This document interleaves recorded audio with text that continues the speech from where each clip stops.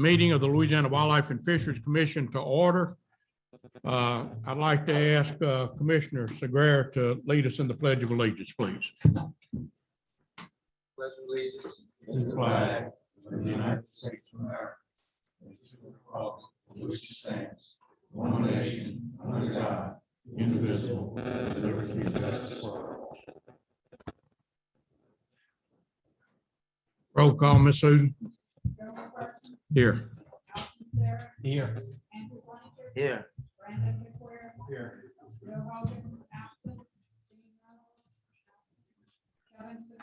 Here.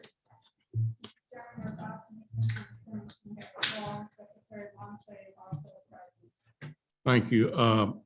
Commissioner Hogan and Commissioner Reynolds both extended their apologies. They both had personal issues.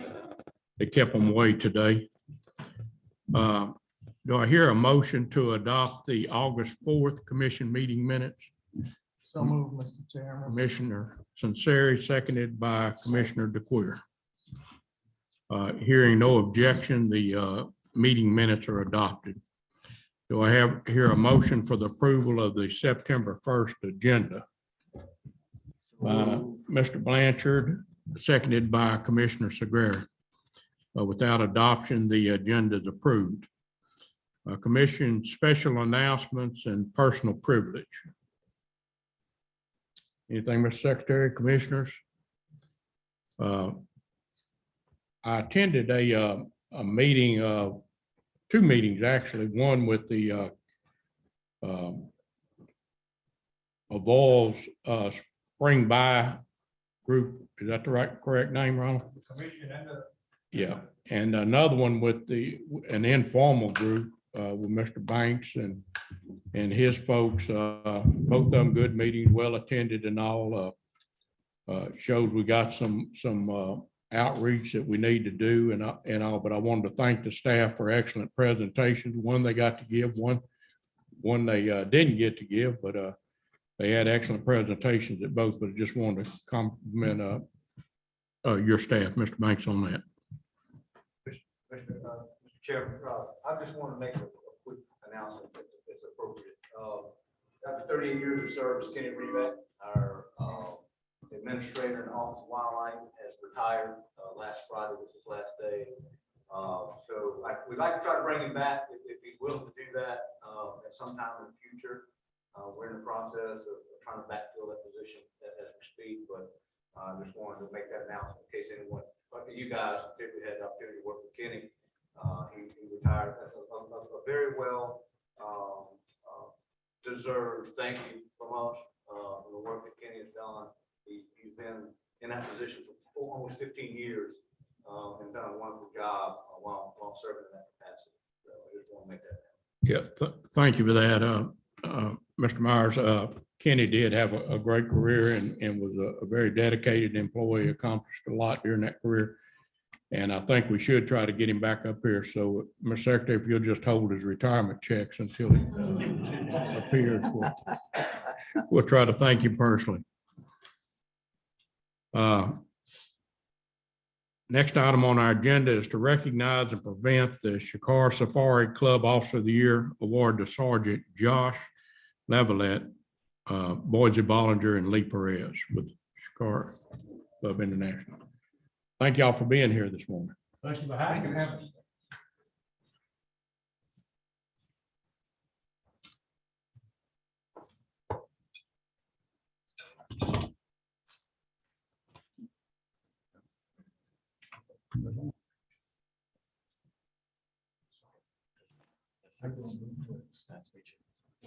Can you wear this on uniform? Yes, you could wear it. You wear it For today.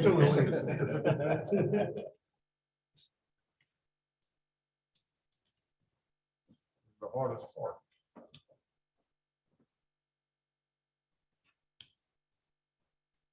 Congratulations. Thank you, sir. Appreciate it. That's our photographer here.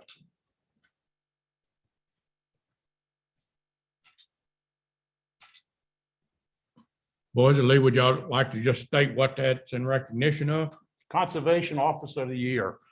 Shikar goes around every state and deals with the commissions that deal with wildlife as far as conservation. It's a conservation safari club, if you can imagine, because we believe in conservation. And every year we choose, or y'all choose, an officer who qualifies best as the conservation officer of the year. So we appreciate it. But I'd like to get another picture with the commissioners in the background, if you don't mind. We'd certainly like that. And also, I'd like to add that every year we have an annual meeting and we raise a considerable amount of money. And the money is spread out throughout the world for conservation. And I want to appreciate people like the sergeant and on all the others, agents, and you all. Thank you very much for being and doing what you all are doing, not just for the preservation, but for the fishing and so forth of everything. Thank you all very much. Do appreciate it. Thank you. And we appreciate y'all being here for your recognition of their hard work and all. And thank you and congratulations to Sergeant LWF.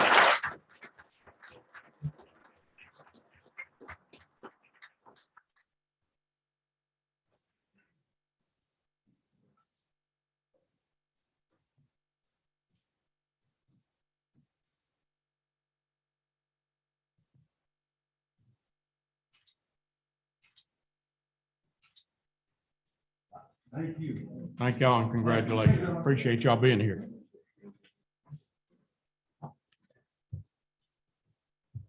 Next, we want to recognize and present the 21-22 Mississippi Flyway Council Waterfowl Officer of the Year to Sergeant Reggio, Major Owens.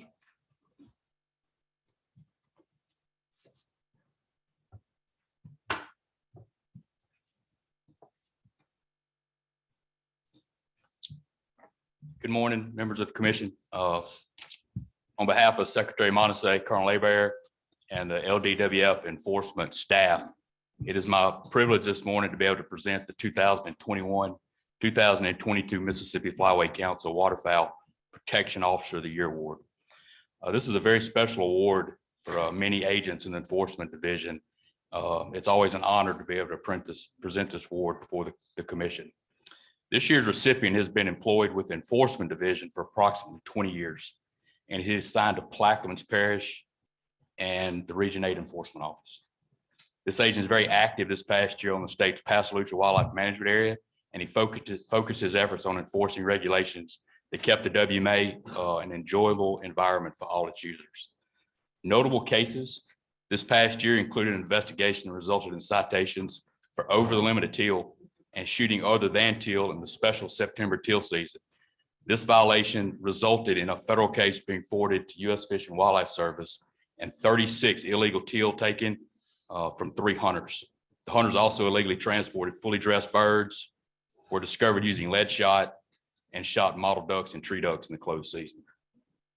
Additionally, during the opening weekend of Louisiana duck season, efforts from this agent resulted in a total of 42 citations for various violations and 85 ducks seized in the first 2 days of the season. I first met this agent in the mid-90s when I was a new agent assigned to the coast, and he was a technician with the fish division in 95, 96. We became friends then, and we've been friends ever since.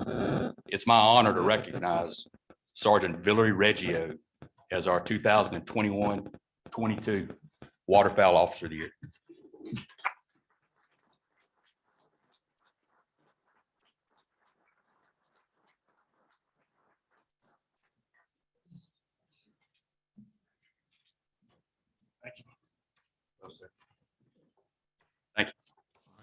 Thank you, Major Owens, and congratulations, Sergeant. Really appreciate your dedication and hard work.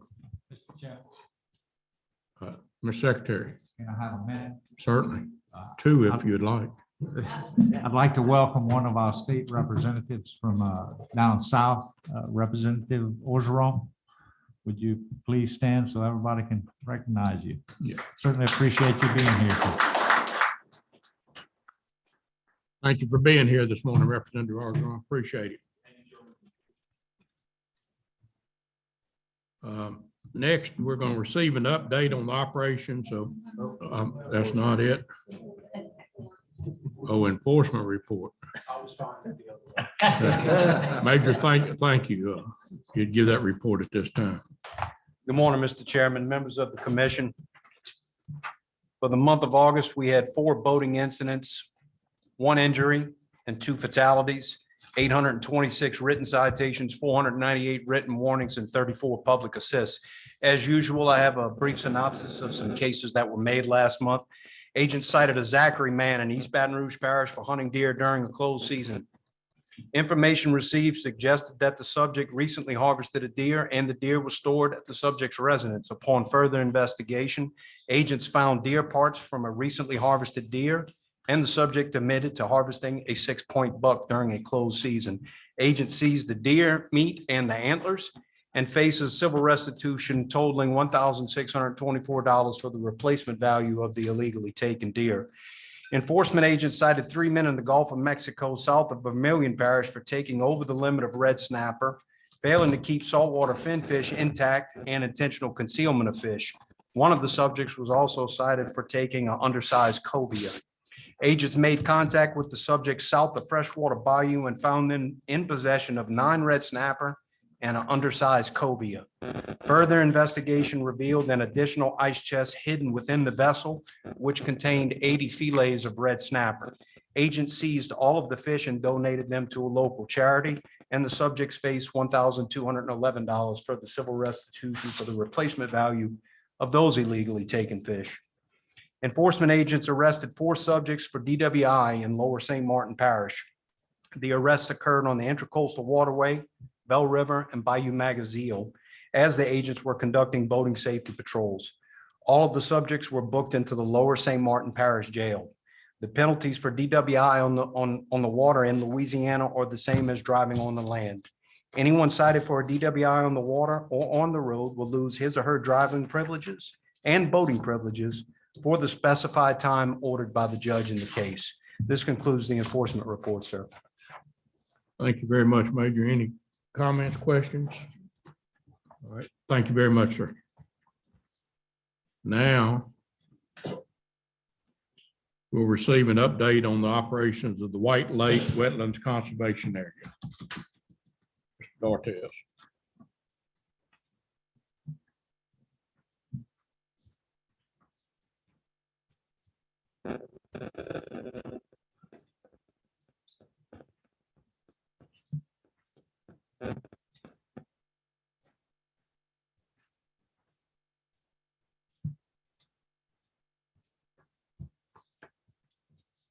Thanks for coming, everyone. My name is Skylar Dortez. I'm biologist manager over at White Lake Wetlands Conservation Area. Today, I'll be discussing the operations and sort of infrastructure and funding issues going on at White Lake WCA.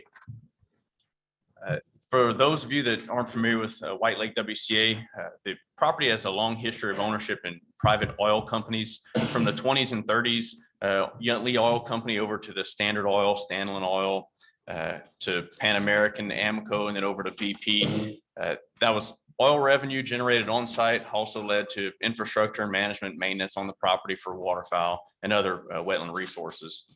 In 99, when BP and Amoco merged, we saw a transition of BP deciding to maybe divest some of this property. So in 2002, the surface rights of White Lake WCA property were donated to the state of Louisiana.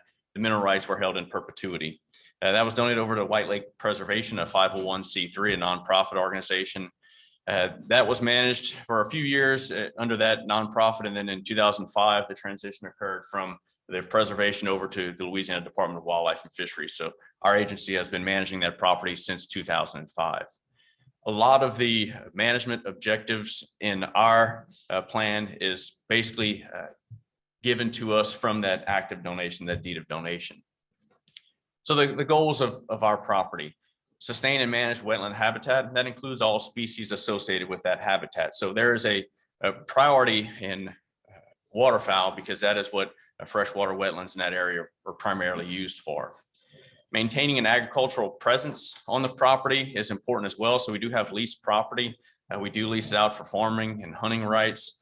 That does give us some waterfowl forage value. It allows us to have some rice on the property. It allows us to have some potentially soybean. Historically, there was a rice soybean rotation there that has transitioned to more of a rice crawfish rotation. And in the last 5 years, so more of a crawfish-based rotation with cattle as well. We do try to generate as much self-sustaining revenue as possible, so we don't have to rely on general fund money or conservation money. We allow controlled public access. We are not a wildlife management area. We're not a WMA that allows full access. It is controlled through lottery systems. We have marsh lottery hunts for waterfowl, rice field hunts, teal hunts, and some fishing activities as well through lottery. We do participate in various educational activities on the property, whether it be school groups, some of our other programs we have, marsh maneuver, some 4-H kids, or even adults through our master naturalist programs. We do conduct biological and ecological assessments. We have a few staff on site that do monitor some of our species out there and some of the habitat as we move through it. The white boundary, the far out boundaries of the White Lake WCA property, and that's about 72,000 acres of property.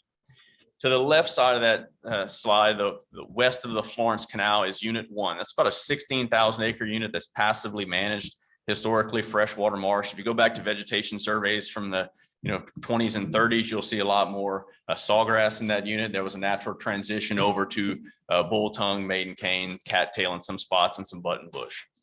That Unit 1 is passively managed by overflow water control structures. We'll talk about a few of those in a second, but that is passively managed. So management of that unit is based on what nature gives us. The surrounding areas, if they are lower water levels than we are, we can open gates and let water flow out. If they are higher, then we don't have much of an ability on that 16,000 acre unit. The unit south of that, Unit 2, you can see the color difference in that aerial imagery. So Unit 1, Unit 3, Unit 4, those all have a lot of greens in there. That's the vegetated portion. That Unit 2, you can see a lot of black water there. That is due to heavy subsidence in that unit. That's about a 5,000 acre refuge unit that's historically been pumped out back from the 60s and 70s on through today. So when you draw those units down, those highly organic marsh units, you'll see a lot more subsidence in those units, which means you have a lot more open water. So in that aerial image, you can see that black water is that deep water that exists in that unit. We'll talk about some problems that come about when you have extensive drawdowns over a long period of time later. Unit 3, the one on the east end of that Florence Canal, that's Unit 3 marsh. It's about a 30,000 acre freshwater marsh unit that is unimpounded. There are some sort of shoreline areas there that do create ridges to hold some levels of water in, but for the most part, it's an unimpounded unit. So that is affected by rainfall and flow in the Mermentau Basin. Unit 4 is a sort of in the middle of that image there. It's a 700 acre unit. It's fully impounded unit. It has a double divergent 36-inch low lift pump on it, so we can actually flood the unit or pump water off of that unit. That's our most manageable unit on the property. Just north of that is Unit 5, about a 150 acre wetland marsh unit that was managed previously as a bass pond, deeper water. That pump and infrastructure was abandoned probably 20 or so years ago, right as that transition from private entities over to the state took place. You have Unit 6, which is sort of a perimeter that is outside of the majority of our levees. That is unmanaged marsh. It is exposed to private lands west of us and the intracoastal north of our marsh units. So it's sort of unmanaged. You can have burns, but typically that is just unmanaged marsh out there. You do have some ag components. Those ag components, like we discussed, were historically rice and bean, now more of a crawfish and some cattle in those areas. There are in those ag units some impounded marsh units. All of those ag units are levied off and are considered to be pump off properties, which means every inch of rainfall you collect on the property, you must pump out. It's not naturally going to drain. So those ag units have to pump water in to flood farms and pump water out to dewater those areas. Water control structures, Unit 1, the picture at the bottom left of the slide is the Unit 1 water control structure, one set of those. That's a 16,000 acre unit. The bottom of that picture where the sort of open water canal is and marsh is, that's inside the unit. The top of the picture is outside of the unit. So you have those water control structures. If we have high water in that Unit 1 marsh, we pull a few boards, let water out of that overflow structure and it flows out into the Mermentau Basin. If that Mermentau Basin has elevated water levels, then we're not allowed to really manage. As you pull a board, water won't flow out uphill. So in that Unit 1, we have 3 sets of those variable crest stop log weirs. In total, about 10 48-inch diameter culverts with about 148 feet of stop logs to control that unit. That's passively managed. Unit 2 is about a 5,000 acre unit. It's two 48-inch low lift pumps. So that's that picture at the bottom middle of the screen. And so you can see with those green roofs, that's the two 48-inch low lift pumps. Those dewater that unit. So the bottom of that picture is our unit 2 refuge area. So once you collect rainfall in that unit, you need to pump out, turn those pumps on. It takes that sort of clean, clear, fresh water from that unit 2 marsh and dumps it into that chocolatey, murky water, which is the Florence Canal. And so that unit can be dewatered and it collects rainfall to add water to the unit. There is a 30-inch intake pipe on that unit that does let water into that unit if we do have low water levels for extended periods. Unit 4 is about a 700-acre unit. That's the most highly managed unit on the property. And that's the picture in the bottom right-hand corner. That is that 36-inch pump that can pump water on or off as we need. Unit 5, that bass pond does have an overflow pipe and adjustable riser, so we can let some water out. We're looking at installing a pump on that unit to add water for those dry season periods to improve wetland habitat conditions. When I was getting this presentation together, we had a lot of questions about, what are the costs of doing business? So we didn't focus as much on some of the things we're working on, but more of what it costs to do business in freshwater marsh environments. So we had a rock breakwater project a few years back, 2012 and 13. And so we installed 1.5 miles of riprap rock breakwater protection on the intracoastal waterways. That GIWW stands for Gulf Intracoastal Waterway. And then that unit 4 pumping station, that 700-acre unit, that 36-inch low lift. So those projects cost $3 million. And that's the cost of permitting, of working with cooperative endeavors to get these projects off the ground, working with private donors, and some NAWCA money in there as well. Unit 2 pump station, the L tube, that is the intake pipe where a pump takes water from. It grabs water from that unit, flows it through that intake pipe into the pit and pumps it out. That L tube repair on one of those pumps was $85,000 in 2013. We overhauled those unit 2, the refuge unit pump engines in 2016. It was $90,000 for those 2 overhauls. The unit 2 intake pipe replacement, that 30-inch pipe was a $150,000 job, repairing a breach in the levee there and installing a new pipe. In 2017 was $150,000.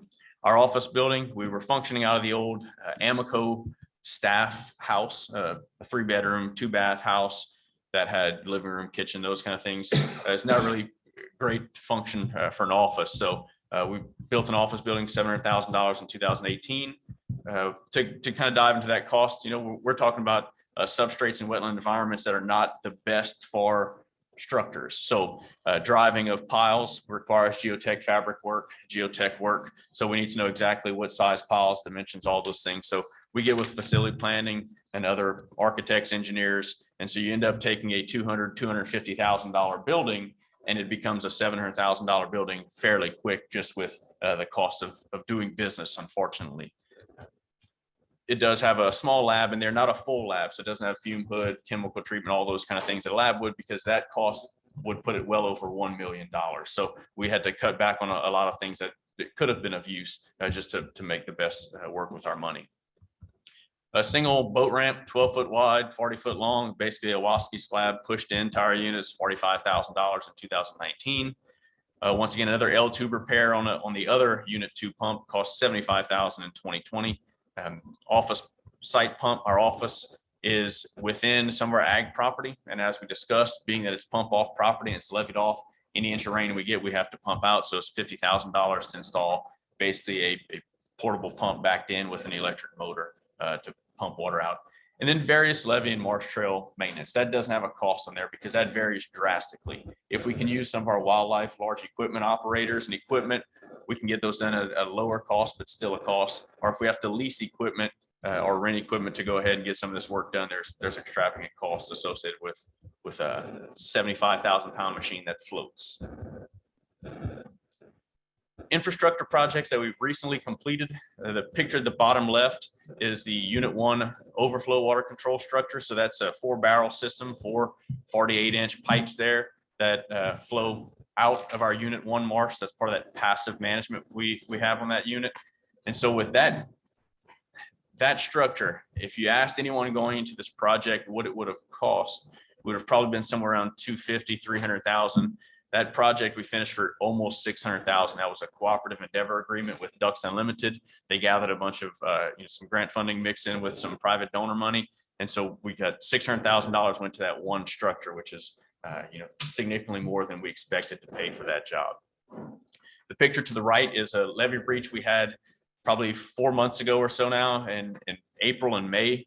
That is unit 2, so our refuge unit, our 5,000 acre refuge unit that we pump out. We had a levee breach there, and being that the size of the breach was something we couldn't handle with the staff and equipment we had, we put about 100 sandbags out there, slowed the breach as much as we could, but that means we have to turn our pumps off, because if you continue dewatering a unit while you have a breach in the levee, you're just circulating water from the outside. So we were able to slow that breach down, but we had to turn those pumps off so we'd stop circulating water, making that breach even worse. We went ahead about 2 months after that and thankfully had the wildlife large equipment operators and their equipment on site, and they were able to go in and repair that breach. Once they got in there, found out it looked like maybe Amoco, or one of the old oil companies, had some sort of structure there that had collapsed, and rat holes, whatever ended up leading to that breach, finally gave way. Another infrastructure project recently completed is Texas Petroleum Investment Corporation currently has the producing mineral rights and facilities down here. So Amoco, from the old days, had it over to BP, to various entities since then. Now it's currently in the hands of Texas Petroleum Investment Company. And so they have to maintain all their routes of ingress and egress. That purple coloration you see there is the 4,500 feet of location canal levees that they recently rebuilt this year. They're trying to build 4,000 to 5,000 feet of those levees each year. And those are levees that they installed. When we say they, the oil companies installed to get to a well. So it's a location canal. Doesn't serve a function for us as far as habitat management, but they need it open to be able to get to those locations. And so that's by the West White Lake facility down there, the southwest corner of our Unit 2 marsh. So the projects we have currently ongoing, in progress: Unit 1, guillotine gate replacement. There was an access gate on Unit 1. We got prices early on in the project to get an idea. It's somewhere around $150,000. That then went over to capital outlay to make sure we could have enough money if it would get out of hand. And it went over to capital outlay, facility planning. An engineer design team was assigned. They requested geotech data. So we're currently waiting on permits and geotech data so they can engineer and design that structure. They have a new estimate of over $600,000 for that water control structure that we expected to be $150,000 or $200,000. Based on what that number comes back at, once the bid is complete, we'll know if we can move forward with that project, if we have to add money to that project. If everything goes well, we could be complete in summer of 2023. Unit 2 replacement of. Let me interrupt you Yes, there, sir. please, Mr. Ortiz. Explain to us what the difference is in the original estimate of 150,000. And then after they get through with engineering, what did they change in the scope of the project and the design of the project? So the design stays fairly the same, but that contracting company, when they come in and tell us it'll take about 150,000, that means when they get to a problem and a pile breaks, they just pull the pile, maybe put a longer pile in, figure things out on the fly, but give us a quality product. When you get to engineering, that won't work. You engineered specifically for that. And if that pile breaks, then it goes right back to engineers, lawsuits, damages, those sorts of things. So to get from 150 to 600 has a lot of that legality involved. You've got insurances that get involved and design that is significant. It's quality design, but it might be overkill to the majority of folks in this room, especially in private industry. So we based our design on a structure that was at Little Pecan, and the contractor that built that structure is the one that came and gave us the price of what it would cost. Once we got to engineers, they added a lot more piles for stability reasons, add a lot more depth, add a lot more material handling. And so it's a cost of doing business there. And I think if you build that $150,000 structure and it fails in 3 to 5 years, we all sort of have pie on our face. If you go through engineering, then it's not our department's problem. We didn't try and do a cheap job. Nobody ever got sued for over-engineering the project, huh? Don't think so. Well, maybe at Rockefeller. We don't have a picture of that guillotine gate in your presentation, do we? I do not have a picture of it. I can get you a picture of the old gate and a picture of the new proposed gate. Is that something you'd like to see in an email? Yeah. Unit 2, engine replacement at the pumping station. So those engines that are on those 48-inch low lift pumps on Unit 2 are old Waukesha 1197 engines. We're replacing those with more modern engines. That estimate around $200,000 to get that work done. It's currently out on bid. We're accepting bids till September 7th. At that point, we will know who has the bid, but we likely won't know when equipment will be available. The concern is a lot of the pump engines are not available. They're just a year, 2, 3 years out. So right now, that engine replacement is heavily dependent on engine availability. A few of the engines we've talked to some contractors about, they think they could have in that early spring period, and then a 3 or 4 day job of getting out there and replacing those engines. And if you try to put a completion date in your bid, then you run the risk of running up the bids dramatically because of the unavailability. Correct, because if they have a hard line date in there and they order an engine and it can't come in, we then have to get back with facility planning, whoever it is, to try to extend those dates out. And it costs more, delays the project more. Shop and storage building. So we're down at White Lake and we don't have any spot to store, boats, trailers, equipment, side-by-sides, ATVs, airboats, whatever may go on. So we have a capital outlay project for a shop. Same issue as the office. You start with a metal shop building, meet with contractors, get a price. That metal building then leads to, well, let's see what foundation looks like. Let's see what piles look like. And then the infrastructure goes significantly higher than was expected. And so that shop right now started around 250, is at 750 in the plans. It's not a final project. It's under review by our designers and architects, as well as the architecture firm that's designing this building. Also, a certificate of inspection vessel vehicle that is required for us to carry paying customers. Our lottery hunts do have a fee associated with those. So to travel across that federal intercoastal waterway, we have to have a certificate of inspection vessel to bring more than 6 paying customers across that waterway. So we have to have a certified vessel. What we're currently doing is using multiple boats or multiple trips to carry less than 6 or 6 or less passengers across that waterway. But that means we're making numerous trips with multiple boats, multiple staff have to have those captain's licenses. It increases our staffing cost. So that COI vessel is sort of a requirement to do the job. And so that's about $200,000. And that's a one-time call. It's a one-time cost with annual inspections and those things, but those are fairly limited cost at that point. So one-time cost, expected lifespan for that boat, 20, 30 years, depending on, storm damage and those other things are sort of unpredictable. This is the 21-22 financial report for White Lake. It's a little odd looking, but if you look to the left, that's a revenue. Nearly $1 million of our revenue is generated from our leases, whether it be ag leases or hunting leases. Our lottery hunts and fishing activities generate nearly $100,000 a year.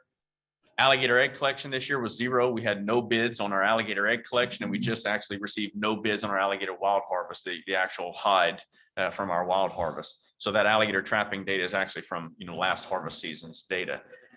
You see the interest from income interest.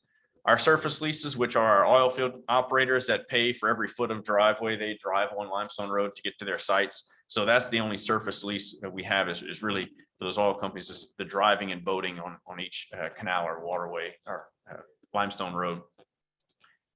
And then the fund transfer on the revenue is a negative $70,000. It's really an expenditure. That's what we paid to facility planning to get some of these projects off the ground. So that was paid for our Unit 1 guillotine gate. That was what we had to pay facility planning to get this project rolling. And so our total revenue is about 1.1 or so million, but you got to remove that 70,000 because of negative. So that's why it shows up as 1.04. It's about 1.1 million revenue a year. Expenditures, you've got your load up there, the salaries, wages, and benefits, and that's sort of a fixed number that sort of stays. But operating services, that may go into paying crop dusters or helicopters to spray herbicide. Supplies may go into equipment we use to get work on the ground done, whether it be herbicide, spray rigs, tanks, things like that, or just general office supplies to conduct our daily operations. Acquisitions you see is a low number there, unless we have these large acquisitions that typically stays low. But then when you do have an acquisition, it's typically a high cost. It's a $200,000 big purchase item. Same thing as major repairs. The last 2 years, we really hadn't spent too much on those major repairs because it's been sort of a saving operation of, hey, we need to put these $400,000, $600,000, $800,000 projects on the books and get moving. So we haven't had too many of those major repairs because we've been talking about complete replacement of some of these items. And so one of those refuge pump engines is in bad shape. It's blown engine. So we would typically put about 50 or 60,000 into getting that up and functional again. But being that we're able to get them replaced, we're not going to spend that major repair money on an obsolete item. So in the grand scheme of things, we're generating a little over $1 million a year. We're spending anywhere between $600,000 to $800,000. All depends on what we have done that year and repair. That leaves us with the budget for June 30th. The fund balance was $3.9 million. So that's $3.9 million we have in the bank. We're looking at spending about $1.5 million of that with those purchases I discussed. That shop storage building, $750,000. That guillotine gate, $600,000 or so, and that COI boat about $200,000. So it really leaves about 2.4 in there without including some of these long-term costs we're going to discuss. Mr. Chair, Yes, sir. go back to the last one. As far as a fund transfer, this coming year, are we gonna have a fund transfer?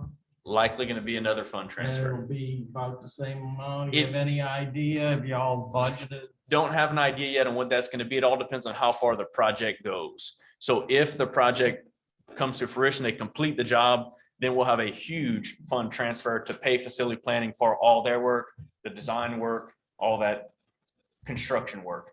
That If it's- exceeds the 1.5. It would be on top of that 1.5 if all of these projects would go into next year's budget. But likely some of these with permitting and those costs, they're going to drag out until 23, 24 probably. And that fund transfer, you said would be very large Correct. if, based on whatever. Correct. project. Yep. So that COI boat's going to come out of our, acquisition fund there. So if we get that boat in this next fiscal year, 200,000 is going to be tacked in. So acquisition, instead of being 27,000, will be 200 and whatever thousand that would be. Okay, thank you. So the infrastructure projects that are probably a year out, 2 years out, at the top right, that blue image, that's at Unit 5 Bass Pond area. We'd like to install a flood pump on that unit. We already have some dewatering ability, but we'd like to have some ability to flood that unit. And then also resurveying marsh elevations, contracting out. The image to the top left has just some little X's circles there. That's where the GPS survey location was. And you have data on the side of that. So 0.9, 0.7, 1.0. Those are elevation in NAVD 88, which is a geodetic elevation layer. That's positive. So we're right at about 1 foot of elevation. When you go to those bottom two images, that's in our Unit 2 refuge areas. So you can see those are all negative values, negative 2.9, negative 3.1, negative 3.4. So we need to go in and reassess those elevations to see what's changing, if our management activities are hurting our elevation. Are we losing it even faster? Or are we helping our elevation? Maybe we can gain some of that ground back. As we gain ground back, if we can, it makes it more manageable because we're not dealing with feet of difference in units. And so the image to the bottom right, you can see most of those are -3s to the left. If you look to the right, there's a positive 0.3, and that is the east side marsh that is across the Florence Canal. So that hasn't been drawn down, is the same exact historical sort of marsh in the 20s, 30s, and 40s. It's at positive 0.3, but you can see that refuge unit that's been heavily managed and pumped out for 50 years is 3 feet subsided. And these projects are new projects in addition to the guillotine gate and the pump Correct. replacement. And so these don't have any, if we do this, it doesn't mean we don't do that project. These are in addition to that. Mr. Gray, you had anything?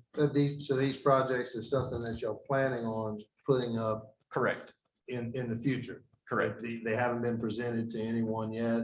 They're in our budgets. They're in the budgets now? Yes, sir. All right. Mr. Chairman, Yes, sir. Just a question, is there any way you could apply for Clipper funds or anything for some of these future projects? Some we can. So, and I use this description so people sort of understand where, if you ever seen those land loss rate maps, you've seen those heavy reds in the southeast part of the state, and you've seen coastal Louisiana, kind of that Grand Chenier, Pecan Island areas losing some elevation there. You don't see that elevation sort of loss or prediction of loss in these areas. And that's why we fail in a lot of those funding opportunities, because we're not that priority area that is losing land right now. And so with QIPRA, CPRA, when we get involved with those guys, we're not that front line of defense. And so we're not very successful in getting that money. NALCA money, we'll talk about some of this in a little bit, but NALCA money, we've already used some of the donation value of the property, the $40 million donation and some of the acres. That's been used as match money for 19 different projects in the Gulf Coast joint venture region. And so we're not able to match some of these big projects in NALCA. And so some of the things that we have access to, we don't have a very good chance of getting. And so we work with our joint ventures to try to make our most effective path forward one solid case instead of, shotgunning approach. It just looks like, these areas aren't totally depleted yet, and it would take less to make repairs to these places Sure. than it would with some of these places that they are funding. That would cost a heck of a lot more money to try to rehabilitate. Correct. I agree. And that's the argument I think that needs to be made, is that, you're going to be able to actually do something to protect this area and make it, less, better for the people that live on the north side of it. With storms and things like that, flood protection. And that's the importance of the elevation. That's why I like to focus on that, these units that are heavily subsided, it's tough to work in those units because you're so close to teetering on the edge of loss. Yeah, and the whole that's unit. why we need to try to take care of this stuff Sure. before it's gone. Thank you. And so Yep. for NALPA grants, have we been pursuing NALPA grants, and what's, you saying that we don't have the match Correct. in funding? Could we go to the legislature? Could we do something to get money to be able to use funding? I mean, to use that as match? Or how does that process work? Our property, we wouldn't be able to use any of that for match, but as far as outside of our property in other areas of the agency, that would be a question probably for administration. Okay, it would be what we could do in White Lake is the answer I'm looking for. Is Mr. Reynolds? Sure. My name is Larry Reynolds. I'm over White Lake, but I was over the waterfowl program for 15 years. But most importantly, I was on the NACA staff for 3 years while Robert Barham was on the NACA council. And so I have a lot of experience and information about how NACA works. And when we talk about match, we're talking about funding that goes into projects that are very similar to the ones we would want to do. But it's also about habitat acreage. And what Skylar is talking about is generating priority for NACA to fund a project. And the problem with White Lake is that in the past, when a donation was made, the value of that donation had to be used as match in NACA projects over a 2-year period. That's all you have, or that match value was gone. And so White Lake was one of the first areas where we created what's called a matching fund foundation is what it was. And we put that value into that foundation, and that extended the period of time we could use it as match for NACA grants to 5 years instead of 2 years. So we put that $40,000, and again, this was before my time, but I was on the management board for the Gulf Coast Joint Venture representing DNR when we did this. This was before I came to Wildlife and Fisheries. And we did that so that we would have that $40 million and the acres involved to use as match for other projects in a 5-year period instead of a 2-year period. And we did that. Other projects outside of White Lake? Oh, they're all over the place in the Gulf Coast joint venture. Yes. There were some projects at White Lake. There were some pumps that were put in at that time. There was some levee work that was done after the 2005 hurricanes that were funded with NACA grants. But most of the grants were for outside properties. And so now we're sitting here in desperate need of project work, but all of those acres have been claimed for other NACA grants. And so what Skylar's communicating to you is that it's very difficult to generate priority for a NACA grant on White Lake because all of those acres would be what is called non-ad acres. It's all a game, right? Funding is all a game. When I worked at DNR used lots of state money for coastal projects.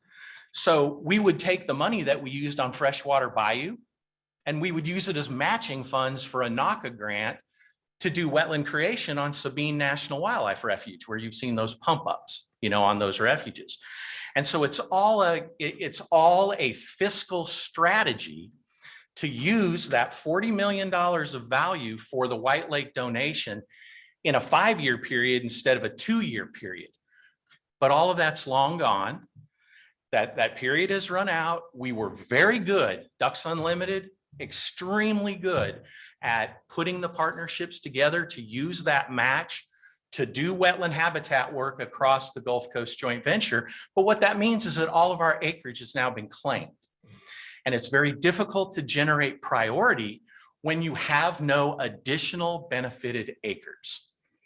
And so that's what Skylar's trying to explain to you about On the NACA grant. the difficulty of getting priority. He's talked to you about the difficulty of getting priority for 2 programs, QIPRA and CPRA, because we're in a impounded situation, non-natural, in areas that are not losing marsh at a high rate, because he showed you the elevations in both Unit 1 and Unit 3, where we're at +3 or +2. Unit 2, the Cotto that everybody's so concerned about, we've been pumping that thing dry since the mid-50s and we've been losing elevation. So although we've lost a bunch of marsh, we've lost a bunch of elevation, it's because of our management, not because of the natural rate of wetland loss in that area. So what Skylar's communicating is it's difficult for us to get priority with CRIPWA or CPRA to attract money to this area. And then NACA, of course, is a long-standing program since the late 80s. Because we use the Matching Funds Foundation to take advantage of that $40 million over a 5-year period instead of a 2-year period, we were brilliant, right? We were really smart. Except 15 years later, we're sitting here in a lurch. You wouldn't have had it anyway. You may be right. If that's what they say, if it had to be used in that time frame. But Correct. anyway, that's neither here nor there. NACA and QIPRA are not good options. So we need to find another option is where we're going to be, finding another option to try to get money to save this area. And that's why one of the first things Kenny Rebeck did when we merged our divisions and he became the leader over coastal and non-game resources was he put $30 million in capital outlay to try and get shoreline protection along the GIWW and shoreline protection along White Lake, where we had the breach after Hurricane Delta, because those things are critically important to keeping this habitat on the landscape, but we've got very few options of where to get that funding. And so, that's what keeps us up at night, commissioners, thinking about how we can find the ridiculously large amounts of money that it's costing to do the work on this area. Anything else, Commissioner Strayer? No, not for now. Let me ask you, explain that a little bit. You said that that he put in $30 million in capital outlay? You mean he put in a capital outlay request for $30 million? He just put it, yeah, Request. yeah. Doesn't mean we're gonna get it. Yeah, it's a Doesn't, big difference. between yeah, but putting it's, it in and but getting what it it is it's an overt recognition of our need for the habitat on White Lake. So when was that put in, that request for $30 million? Last year? Last year? And did it get put into a priority last year?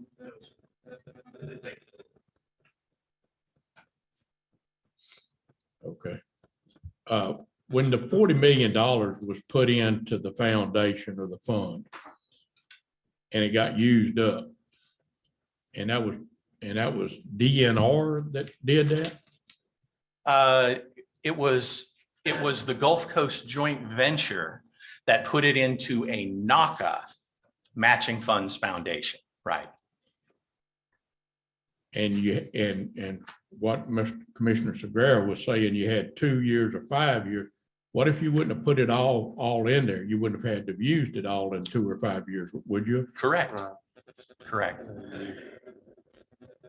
So that was being, somebody was wanting to do some projects, and here was this pot of available match.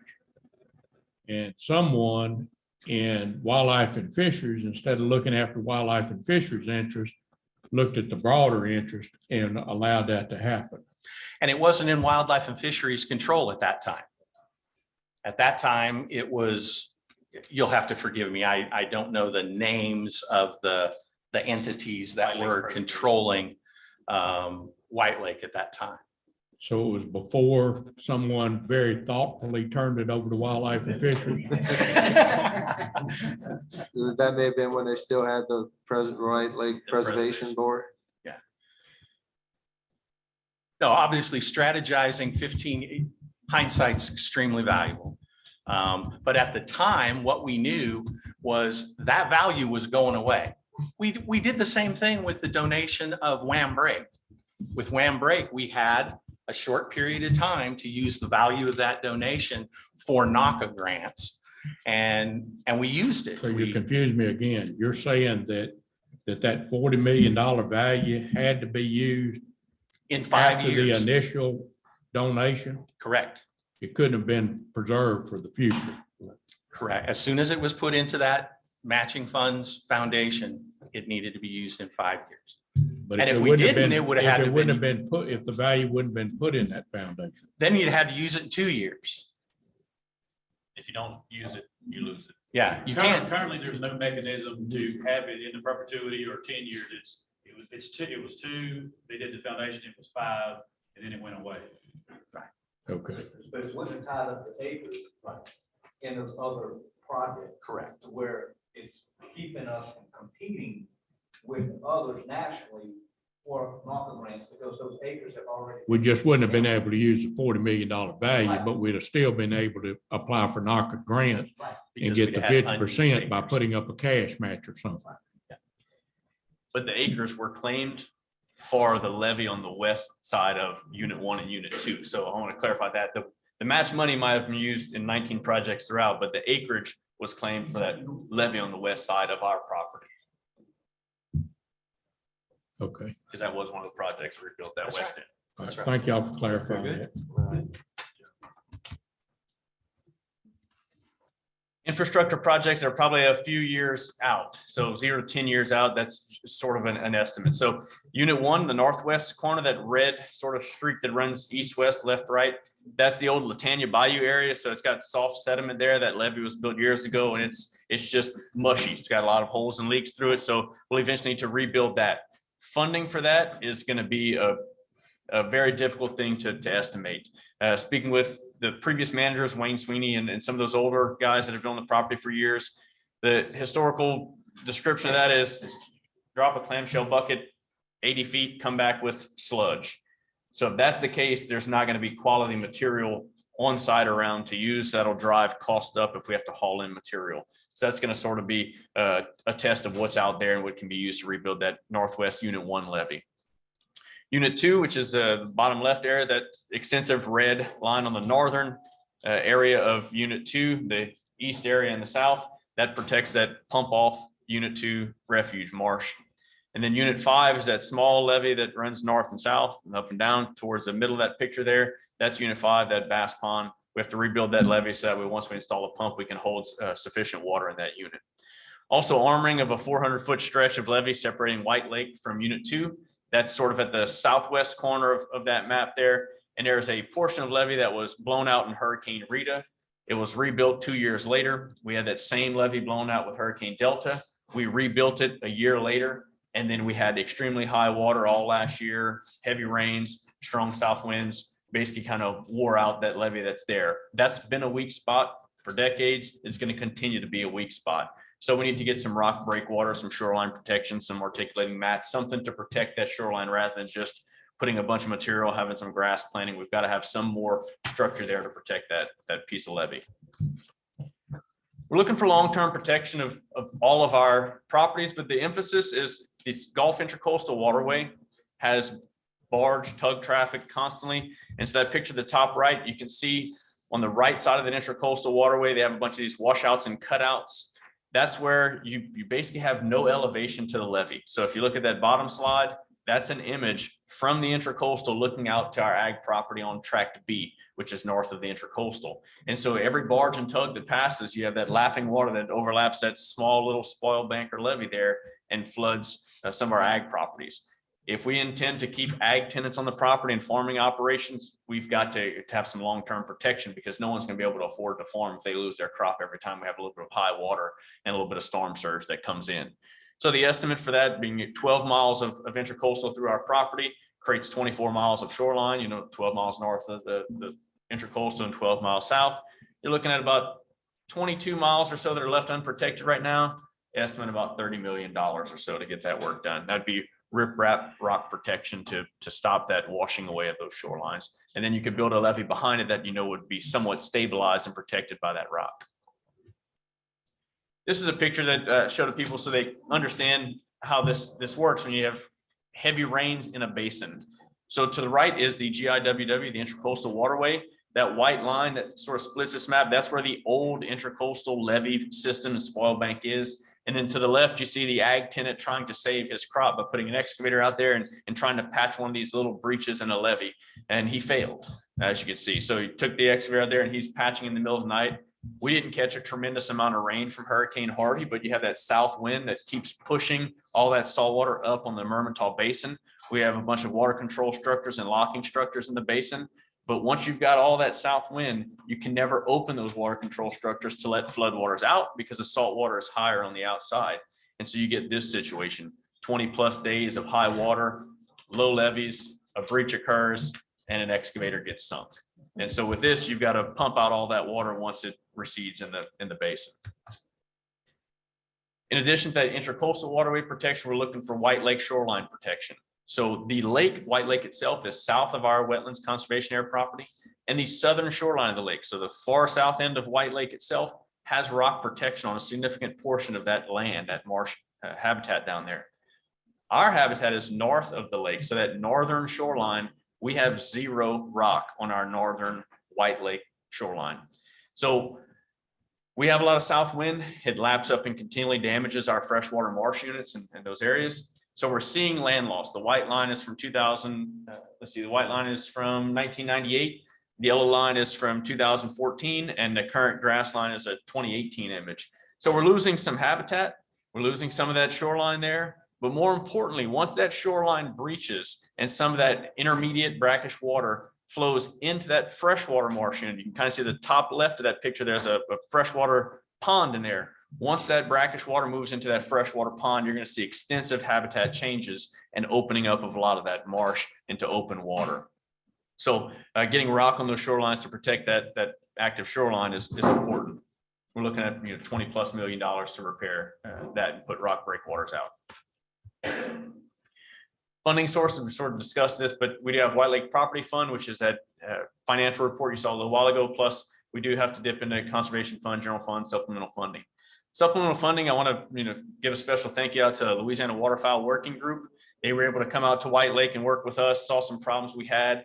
They were able to go to the legislature and actually get $200,000 in supplemental funding for us. And so that comes straight from, a waterfowl working group that is putting 200,000 that will be paying for the majority of the replacement of those engines on unit 2. So that refuge pump engine replacement project is a part of the hard work of the Louisiana Waterfowl Working Group, especially Mr. Chad Corville, former commissioner. We do have some private donor money, formerly some LWF, some NALCA money that's been kind of lumped in. We discussed the problems with NALCA, so I'll breeze through that. So enough of the sort of doom and gloom. Let's look at some of the positive things that go on. So we've got a birding and nature trail. It's a 30-acre trail on the north end of our property. It's open sunrise to sunset each day. Folks can go walk the trail, birding, or just viewing in general of nature. We do some habitat and wildlife presentations in tours. The image at the top is our advanced marsh maneuvers group that comes out every waterfowl split. Now it's done during the first split in our zone. So that group is, they're working on some wood duck boxes, and we do some waterfowl migration work with them as well. The bottom picture is Master Naturalist Group. We're teaching folks in the area about a floating marsh component of our Unit 1 marsh. That's a freshwater marsh unit there that has a floating marsh, flotant. It's a marsh that actually floats above the water the entire season. So as the water rises, the marsh rises with it. We do some banding and nest box work. We do some wood duck and black belly whistling duck competition surveys. We do assist with our mourning dove banding operations. So different biological things that occur on the property as well. Our lottery results for the last couple of years. So the top is 2 years ago and the bottom half is last year's results. So you can see our teal hunts, we offered 86 individuals teal hunts. They harvested 409 ducks. We saw an average of 4.8 teal per person 2 years ago. Last year, we were up to 5.3. The last couple of years have been fantastic teal seasons for us. Our youth hunts during big duck season, which is the first weekend before opening weekend. Our youth hunts 2 years ago were averaging 4.4 ducks per person, and last year we're at 4.8 ducks per person. Our rice field hunts do not have guides. They're unguided hunts. It's more dependent upon the actual lottery hunter that shows up and their dog and their hunting abilities. And they do have fewer waterfowl for the most part available for those hunting areas. But 2 years ago, we saw rice harvest about 1 duck per person. And last year we saw about 1.5 ducks per person. Our marsh, which are guided hunts, we did see 4.6 ducks per person 2 years ago and about 4.3 last year. So we have seen some declines in the numbers of birds in our marsh units for sure over the last bunch of years, but we've been holding up harvest pretty decent. Geese historically were a significant contributor to those bags, but we're seeing declines in specks and greater white-fronted geese throughout all of our properties, ag properties, and in the region. And then this is a unit 2, the refuge unit, when we could get a sort of drawdown at springtime. So this is what it looks like in the spring. Everything's starting to green up. You have some rose cane on levees, but you have some green grasses in there. That's spike rush, Eleochris, we have 4 or 5 different species of Eleochris in that unit. And then you have the deeper open water ponding areas. So when you look at this, you understand that those ponds are -3.5, -4 feet in some spots. Those Eleochris areas are -3 feet or so. And the Spartina and rose cane areas, those are about -2, -2.5 feet. So there's elevation gradient, which dictates what that habitat looks like. You guys have any questions?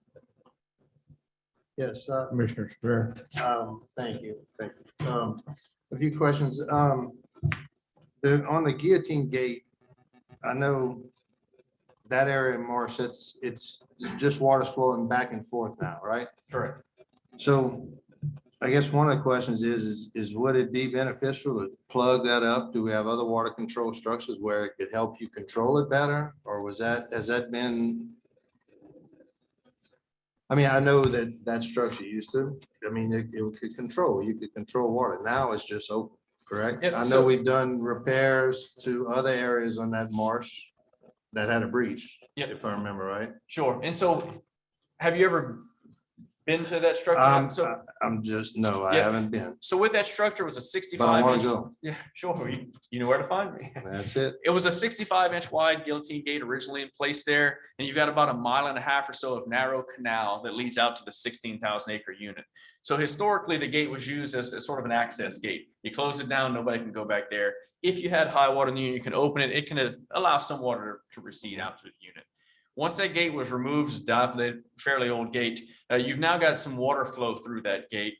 but it's not significant. And the reason I'll say that is when you have intracoastal murky water flowing around all these canals into this 65-inch wide hole that then has to flow, a mile and a half out to any sort of open marsh because it's levied off the whole way.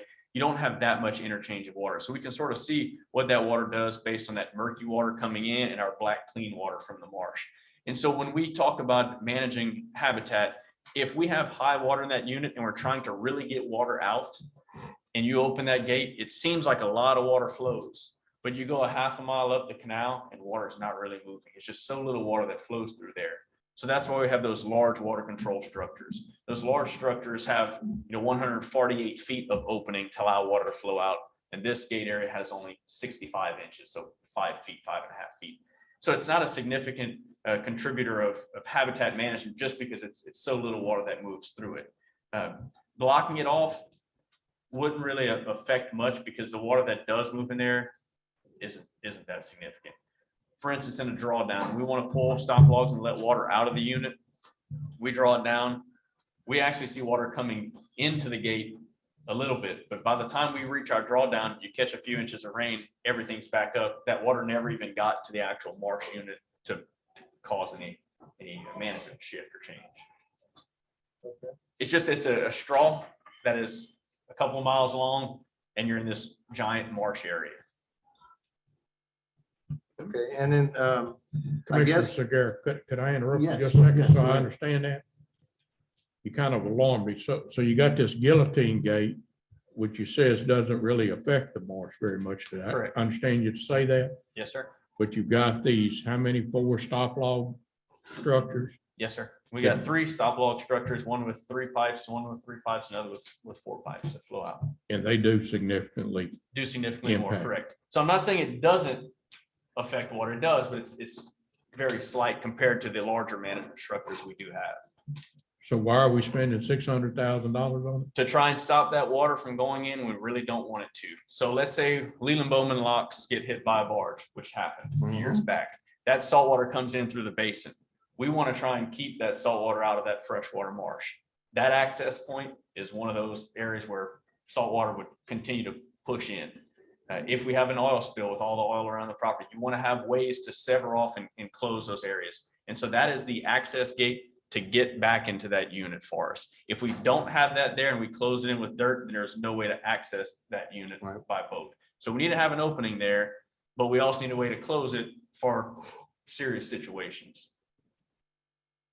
It can also be used as a water control structure. If you have flooding in the basin, outside water's coming up really high, you absolutely can close it to reduce that amount of water that goes in, but it's not a huge amount of water. If the basin gets that high, it's likely our Latanya Bayou levee is already breached and we're seeing feet of water coming in through a quarter of a mile of levee as opposed to 5 feet of. All right, Commissioner Segarra. the main reason for the gate is saltwater intrusion. Keep the Saltwater saltwater from intrusion, coming in yep. and Yep. yeah, access in and out. Correct. So, I guess, and one thing too is the gate, why was the gate taken out? It was an What- older what's- gate. We replaced that. It's a steel gate. It's hung on some old 16x16 creosote poles.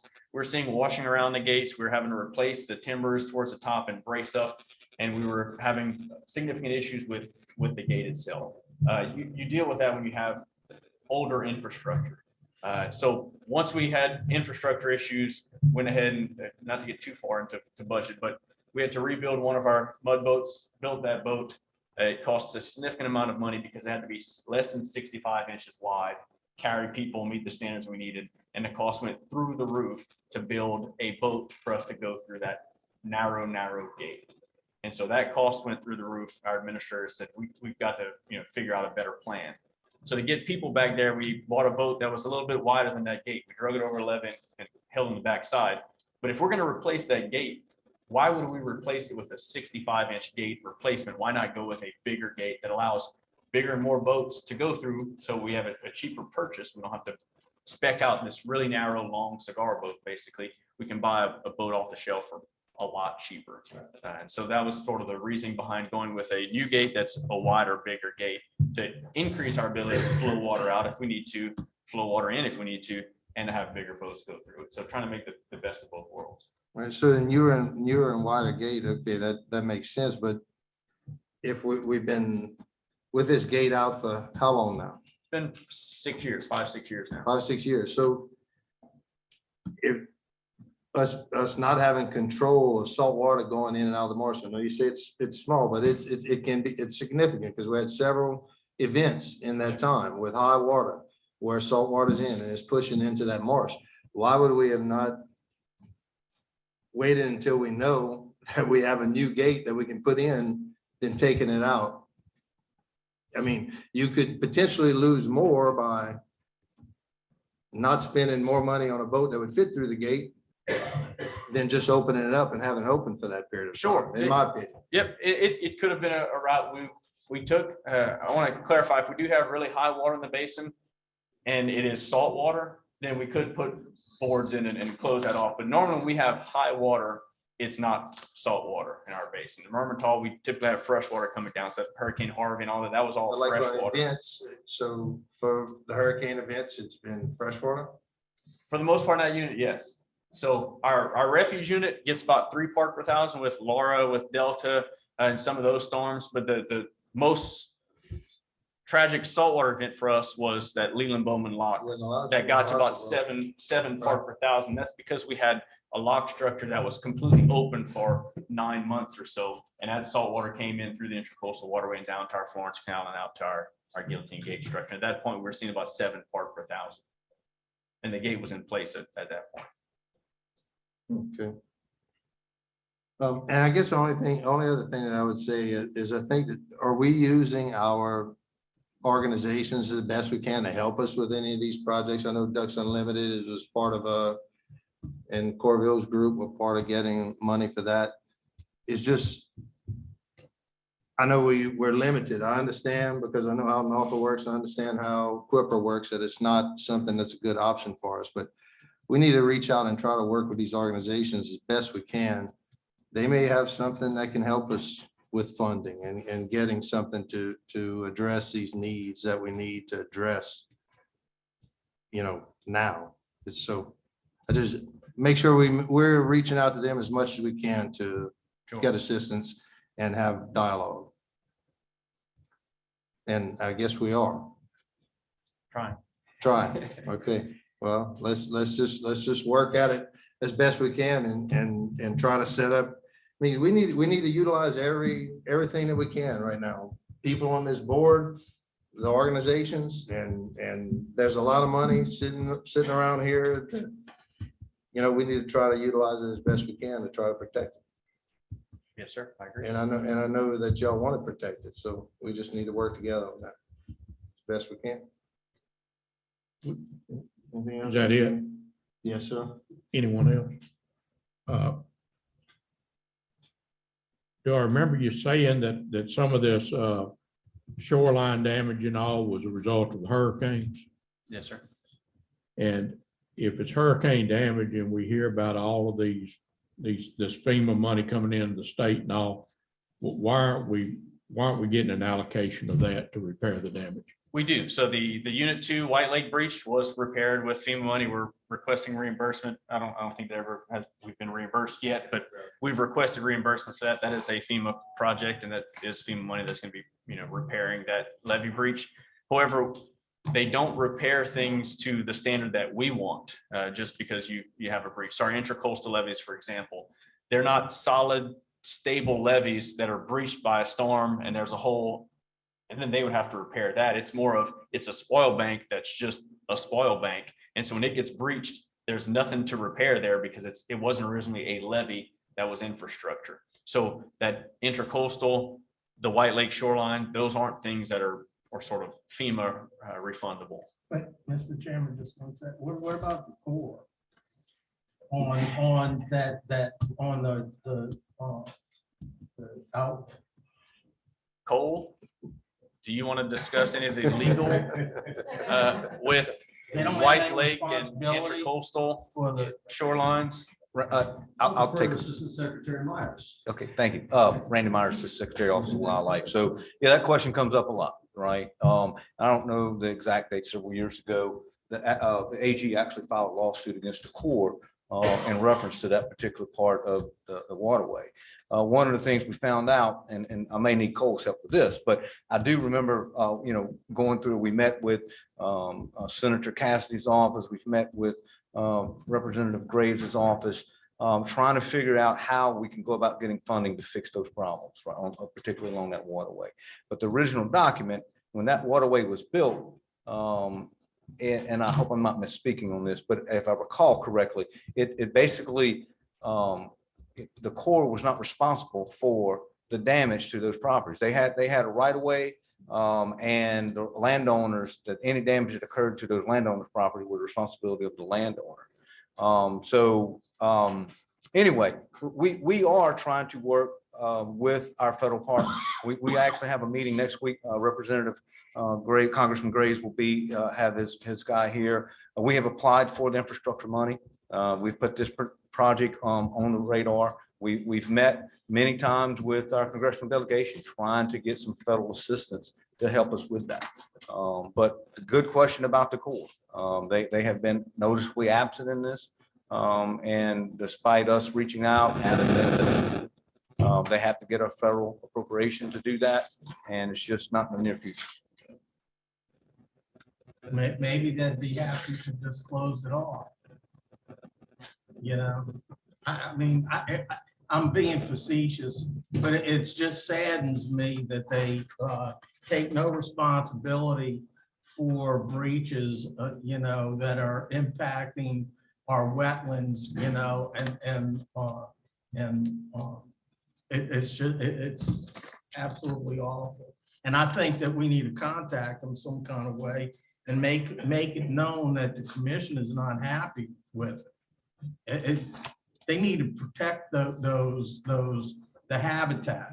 I mean, we can't be talking about, wetland loss and this and that, and then them not being responsible or just, saying, well, because, 20 years ago, 15 years ago, we said that we wouldn't do anything to make those repairs, that they're never going to be responsible for anything ever. There's something wrong with that. That's commerce right there. That's what they're supposed to be doing is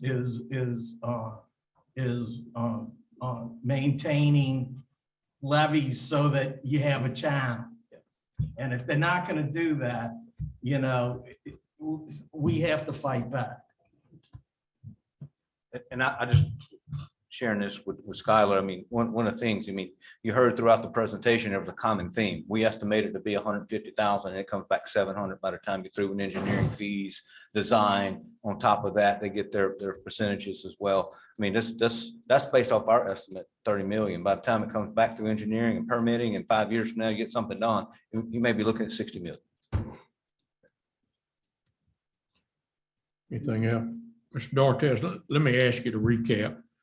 The guillotine gate and the pumps, we're supposed to have them with the caveat of the engine availability and all in 23. Correct, that'll be the expectation.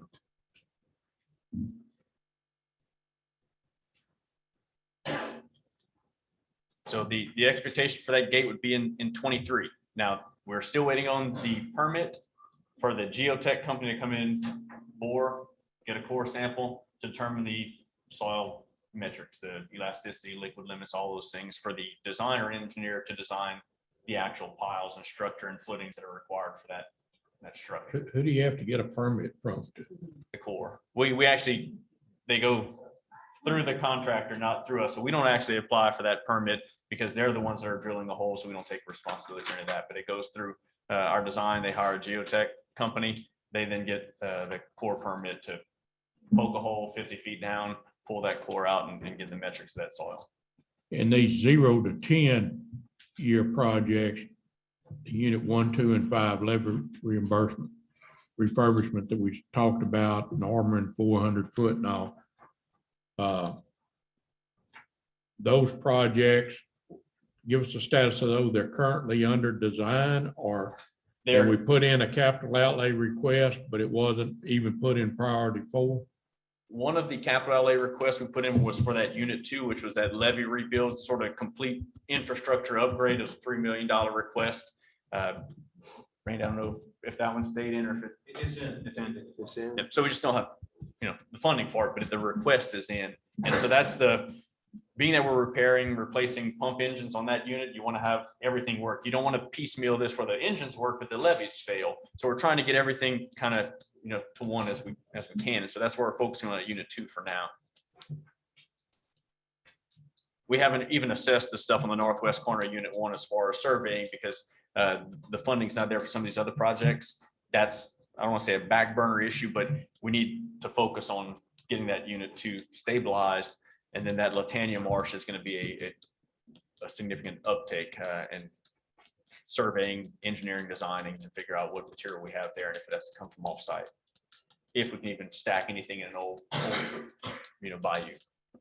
Well, one thing I would say is, and I know there were some people I want to thank, Louisiana Wildlife Federation, Rebecca Trish, for bringing this to our attention and kind of getting it on the agenda. And I know there's other people that were interested. I don't know if anyone wants to speak. I don't have any cards. And I forgot to say that anybody that wants to speak on a topic, there's cards available. Fill them out and turn them in to Miss Susan at the front.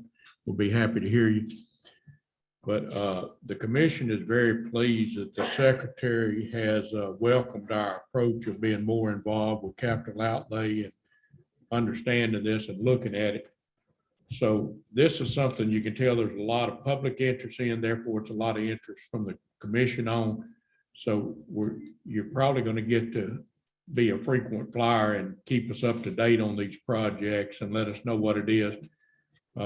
We've got Representative Orgeron here and we appreciate his. I mean, the legislature is going to have to be involved in this and they're going to have to determine what their priorities are and whether protecting this pristine wetlands, it fits into their prioritization, because I think everybody agrees we're not going to have the ability to fund these out of our budgets without some outside help.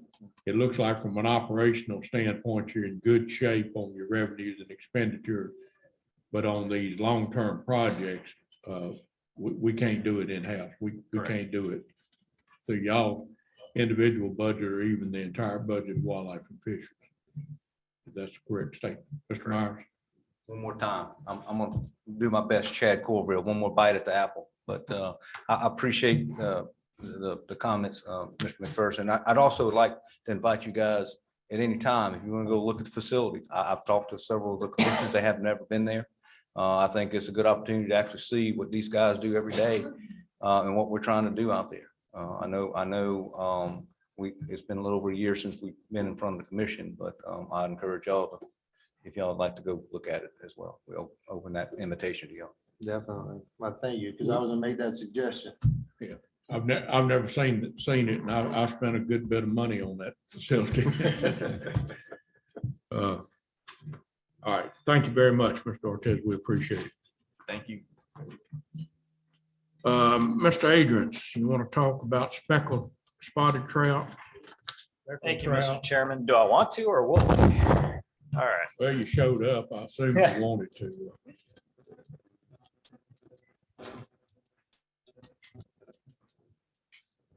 Find the right one.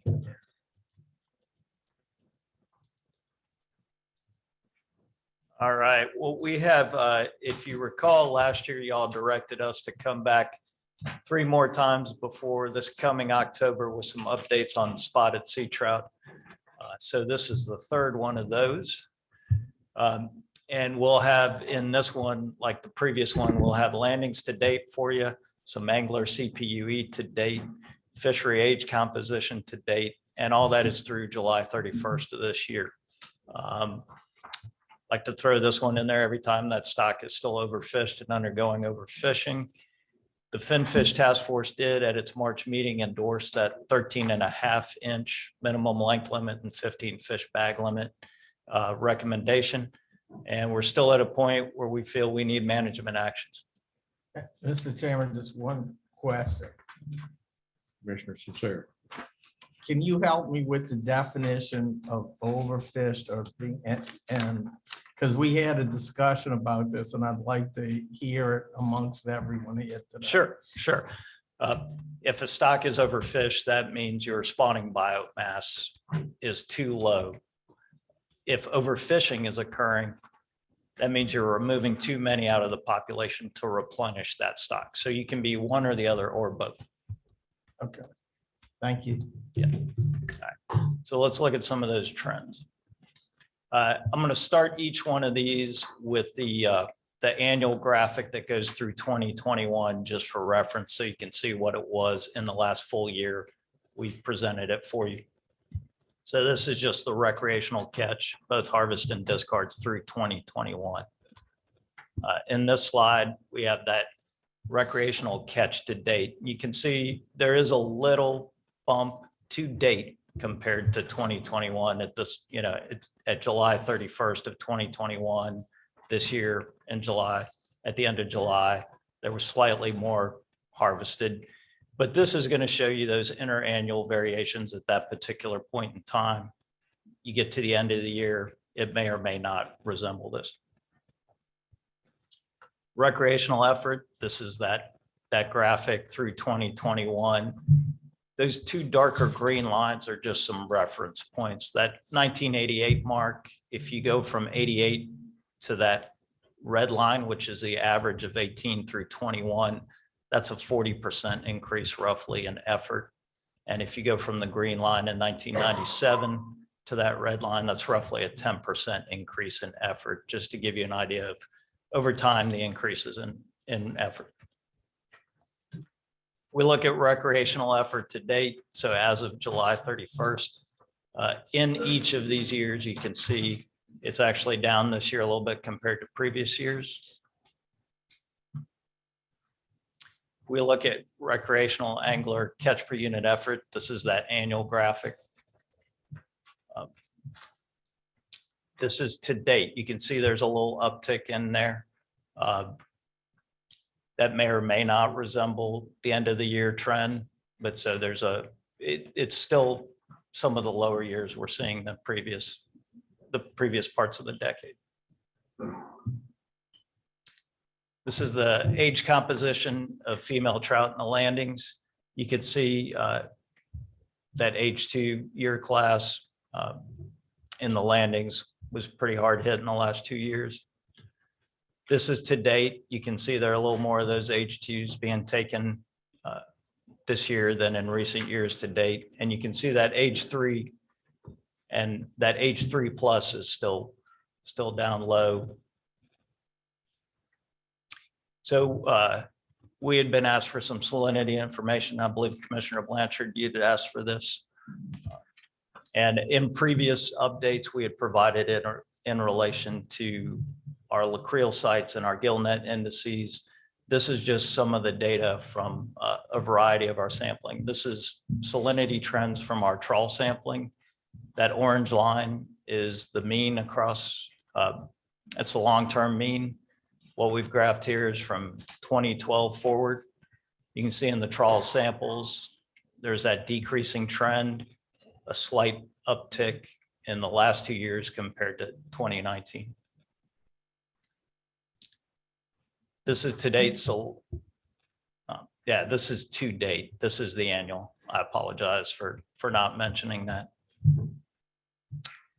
So this is to date, and that's also July 31st.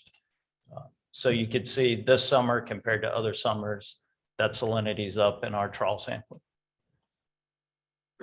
This is that gillnet sampling annual. You can see that downward trend.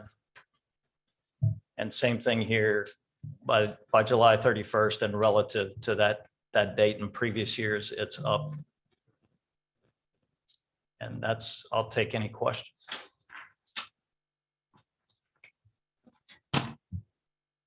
Any questions? Commissioner Queer. Mr. Harders, as it relates to the salinity, can you let us know how this factors in to overall the study on the trout and what that impacts?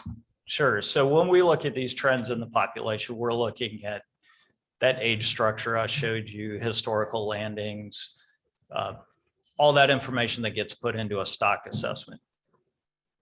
Salinity is not one of those biological things that factors in there. That's going to influence, obviously, your availability of trout. Certain salinity regimes are obviously more favored habitat for trout. But you have, along with salinity, there's so many of those other environmental factors that will impact whether you have good recruitment or not. Habitat, salinity, what are the winds predominantly during that spawning season, all those things. So while it's not directly there, over time, you'll see that in your indices that you have, but we don't directly model salinity in the assessment.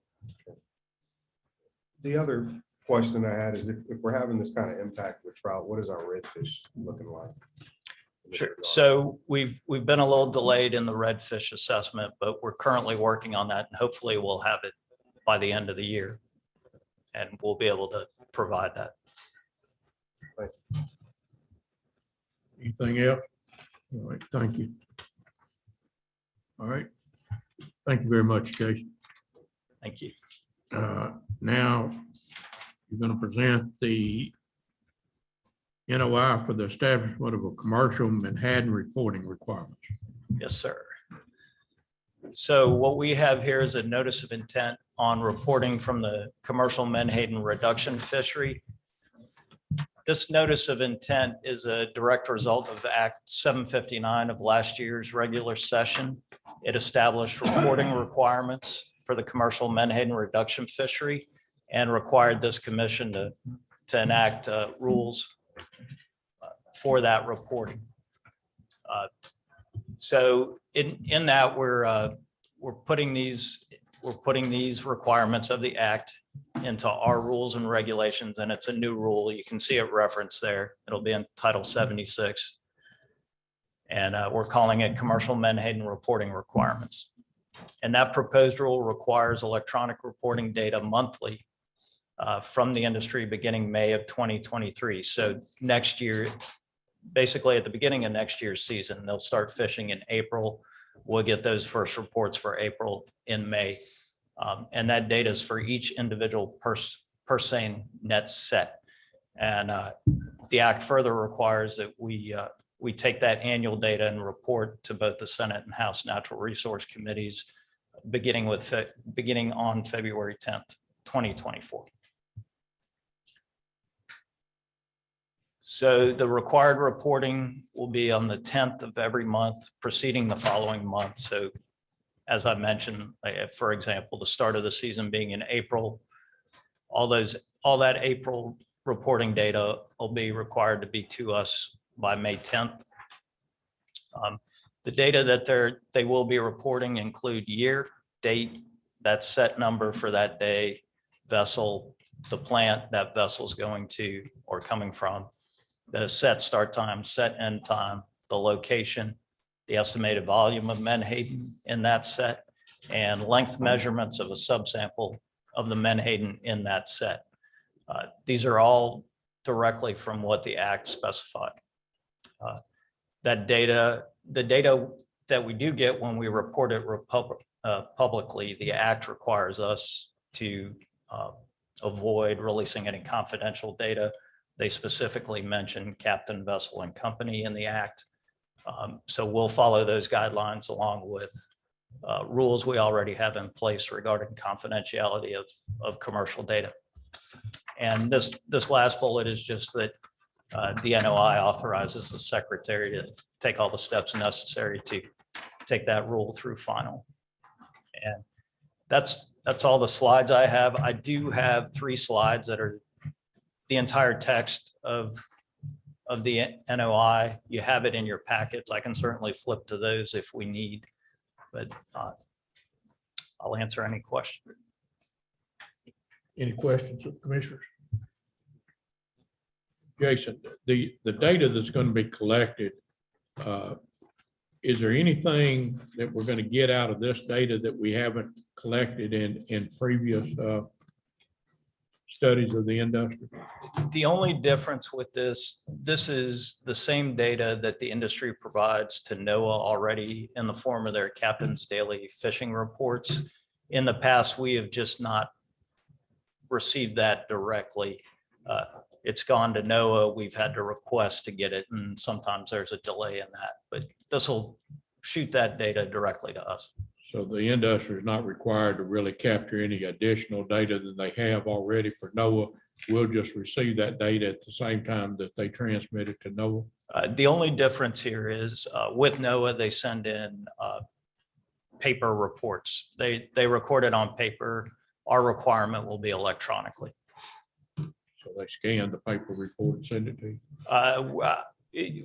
We'll still work out those details. Hopefully it's just a computer file instead of a scanned paper. Because with scanned paper, you can still get some issues in number recognition and other things. Mr. Blanchard? Yeah, the filing on it's gonna be similar to like the trip tickets that's done in the shrimping industry or whatever. It's different I from. know it's different, but Right. it's, I guess, basically the same way. As far as the deadline works kind of the same way, the 10th of the following month, although I think trip tickets are possibly the 15th. I can't recall. And the menhaden industry is okay with this? I have not heard anything from them. We've sent them a copy of the notice of intent. And as I mentioned, it's a direct result of that act. Correct.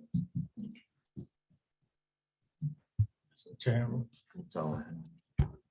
I'd like to move that we support the notice of intent as passage of this notice of intent. Thank you. Do I hear a second on the motion? Commissioner DeQuier seconds it. Let me just say, and I apologize, I had a question. Well, I can't ask my question in the middle of my motion, can I? Hold your motion. Hold your motion. I could do that. I held it. I held it. Jason, what percentage of the bycatch is concerned with Manhattan? How much do we take out currently? As far as percentage of the overall stock or percentage of landings that are Louisiana versus the rest of the Gulf? Let me see how you ask that. I guess what percentage of the Louisiana landings are we taking out of the Louisiana total Manhattan?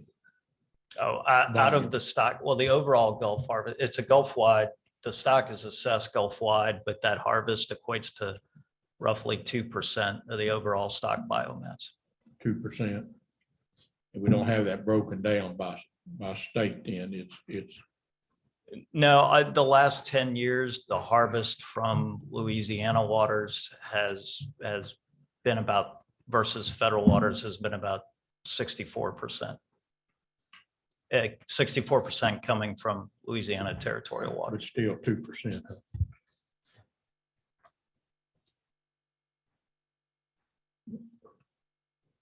Okay. All right. Do you have a problem with withdrawing your motion so I can hear someone to No speak on it? problem, no problem, All Mr. right. Chairman. You have a problem with withdrawing your second? Okay. Mr. Ben Lander would like to speak.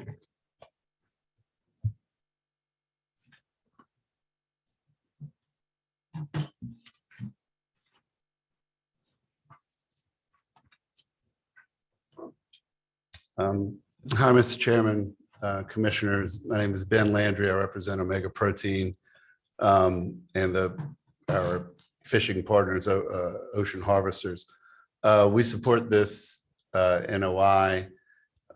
We worked with Senator Henskins on the original legislation. To answer some of your questions, it's very similar to the Captain's Daily Fishing Report that we have been providing to NOAA for 50 years. And the only issue now is with this bill, we are required to measure fish, which we don't necessarily do under NOAA. NOAA, we keep actual fish samples and they retrieve them and scale they remove scales and actually age them. There's a lot of lag in that, but that's the process that NOAA's used forever. With this NOI, our captains are required to, take different samples over the course of each set. Yeah, I think so it'd be 15 fish per set, which, it's probably, perhaps in my view, perhaps a little bit more than is required to get a true sample of what age fish is in that set, but that's fine. I mean, it's something that we can do. I would suggest that Wildlife and Fisheries provide the measuring tool, whether that be a yardstick, whatever, just so it's uniform throughout the industry and there's no questions of what device you're using. But we support this this NOI, and it's something that we're already doing. It's information that the commission can get at any time, but this will be sent directly to the agency. Any questions of Mr. Landry? Mr. Landry, since you made the mistake of coming up to the podium. Yes, sir. There was a recent, I'm gonna call it criticism of the industry that was put out by one of the major conservation group. Sure. And I had Mr. Banks reach out to you and see if some things. Are you prepared to talk about that this morning? Sure, I can speak. We can do it now or later. I'm happy to do it now if you'd like. But so there was a newsletter post or a blog post. I'm not exactly sure, and it was highly critical of the industry. Suggestions of kind of ignoring the 1/4 mile buffer that this commission adopted earlier this year. There are a number of other comments, particularly going directly over a reef south of Terrebonne Parish. And, listen, these things occur when you kind of are in a regulatory battle. I mean, one side puts out information and it's, there could be some hyperbolic discussions of exaggerations and extrapolations. That's nothing new. I would say our industry has not fished within a 1/4 mile this year. We hired an employee. He just recently retired and he didn't stay retired very long. We hired him back, and his job is to monitor GPS every day, make sure that our boats from either Abbeville or our boats at Moss Point don't go within a 1/4 mile. And he hadn't told us of that one time. So, we weren't the named culprit, I guess, in the newsletter of that activity, but there was an assertion that the menhaden industry is ignoring that. And so, I sent you all a note to say that, my fishing company was not involved in that. Now, going over the reef, that accusation, we took very seriously. We have as you guys know, we donated a 180-foot vessel to you guys last year to use as a reef. I mean, we understand kind of creating those artificial reefs and what that can mean for habitat. So when we checked that out, we spoke to the captains involved and kind of got a rundown of that day. So the captain said that, they were aware that they were fishing near a reef and they saw, I guess, the charter boat fisherman that made the accusation, and he was fishing directly over the reef. So they acknowledged that and they went around the reef. And, frankly, they were a little surprised that the accusation was that they went over the reef. What I got back is if we were to go over the reef, we would have run the fishermen over. So we haven't had any evidence of hull damage of going over the structure. But we do take those types of accusations very seriously. Unfortunately, there's probably just a situation where one side believes others that take their positions. And I think that's how you kind of get caught up. But as you know, we sent the GPS coordinates or the the fish names and the MMIS numbers to all of you. You're free to track our boats anywhere they fish in the Gulf. Well, I think what I wanted to bring out while you were here was that we take what we put in place very seriously, and the industry assured us that y'all would adhere to that, even though the other side doesn't seem to want to meet halfway, y'all were willing to. We put the regulations in place in the absence of any other regulations. Our enforcement is very committed to maintaining that. And if I understood what you said and what Mr. Banks has told me, we do have the ability that if somebody makes a report, then Colonel and Mr. Banks, y'all have expressed that we can actually go back and see if a violation occurred. Is that correct? Yes, sir. We'll have to do a little investigation. The Coast Guard actually monitors those AIS positions, so we would have to get with them and do an investigation, but we can absolutely do it. What I mean is, we don't need to have these accusations flying around there in the public medium, and the public think that the violations are occurring and we don't have an enforcement mechanism in place. We do. And if somebody wants to say that a boat was within the quarter mile, if somebody wants to make an accusation that a reef was run over, then they should make it to the enforcement division. Y'all have the ability to do an investigation to see if that occurred, and we will enforce the action. So, yes, sir, you're correct. Right. So I wanted that to be said publicly, and if somebody wants to continue to make accusations and all and never contacts enforcement, then you're not very serious in your accusations. But we do have that ability. We are prepared to do it. We intend to do it. All right. Anything else, Mr. Landry? No, sir. All right. Thank you very much.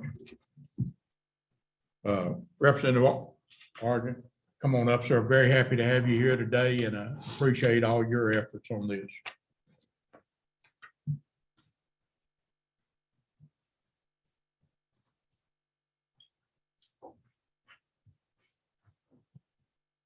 Thank you very much, Chairman McPherson.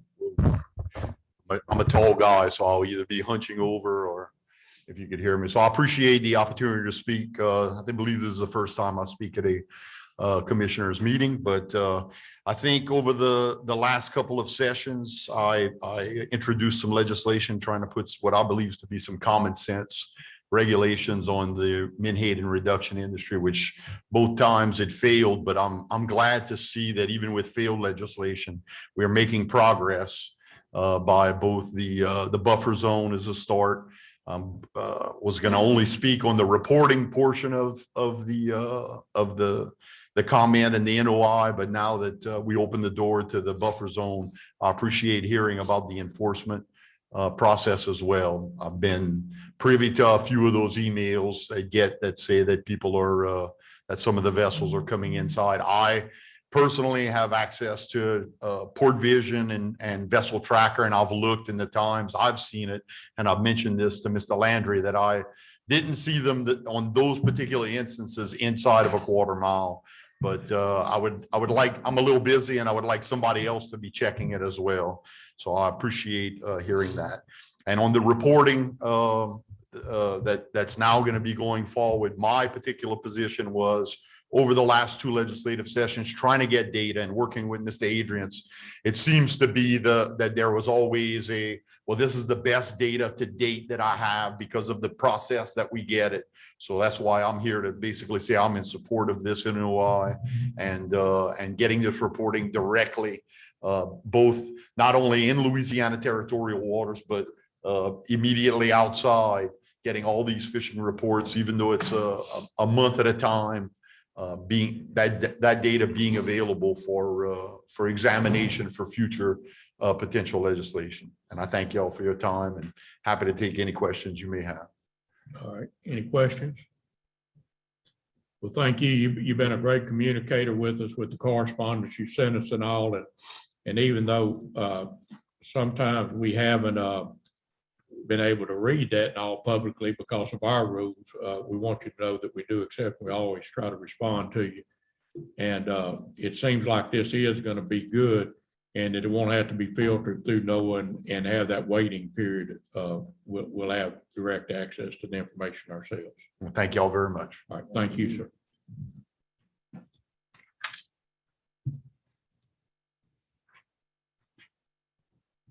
Okay, I believe that was all on the Manhattan issue. Ms. Moore, you want to talk about, you have another? Oh, no, we need a motion. Oh, I'm If sorry. You that's still your want to preference. fill the Yeah, we need to go back to that motion. All right, so now Commissioner Sinceri would reiterate his motion to approve, seconded by Commissioner DeQuier. Is there any objection to the adoption of the motion? Hearing none, the motion is adopted. Thank you, sir.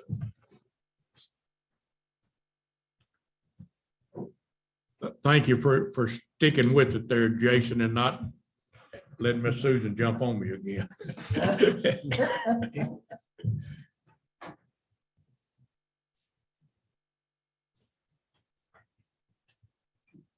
Good morning. My name is Carolina Burke, the Oyster Program Manager for Wildlife and Fisheries. And before I start, I would like to thank all the biologists and the staff for working hard, collecting the data to be able to make this presentation and the oyster season recommendations here today. I also thank you commissioners for being present here and secretary and staff. So starting with some background information, here we have an overall trend of historical Louisiana commercial oyster landings. It's in pounds, in the landings in millions of pounds of oyster meat over the years since 1961. The data is combining both private lease landings and the public seed grounds. So over the years, you can see lots of ups and downs. Mainly due to multiple environmental changes, including man-made and natural disasters. So in 2021 landings, it was the lowest ever on record for Louisiana landings, reaching 3.8 million pounds of meat, while 2021 landings show some recovery as 6.6 million pounds of oyster meat. So when we split the data between private leases in light gray and public seed grounds in black, you notice there's a big shift in landings over the years. And so in 2021, 99.6% of the overall landings came from the private leases and only 0.4% came from the public seed grounds. The overall change demonstrates how the private leases have managed and invested in their own private grounds, keeping up with the production and the demand for market oysters. It also reflects how the public seed grounds are in such bad shape due to a myriad of environmental conditions. So before we go over the stock assessment, we'd like to show some of a little history. So oysters have been part of Louisiana economy since the 1800s. Louisiana oyster resource is one of the largest and the most valuable oyster resources in the nation. Wildlife and Fisheries is charged with managing oyster resources on nearly 1.7 million acres of public oyster areas. In addition, there's 400,000 acres of private lease water bottoms, with about 930 different leaseholders managing these private leases.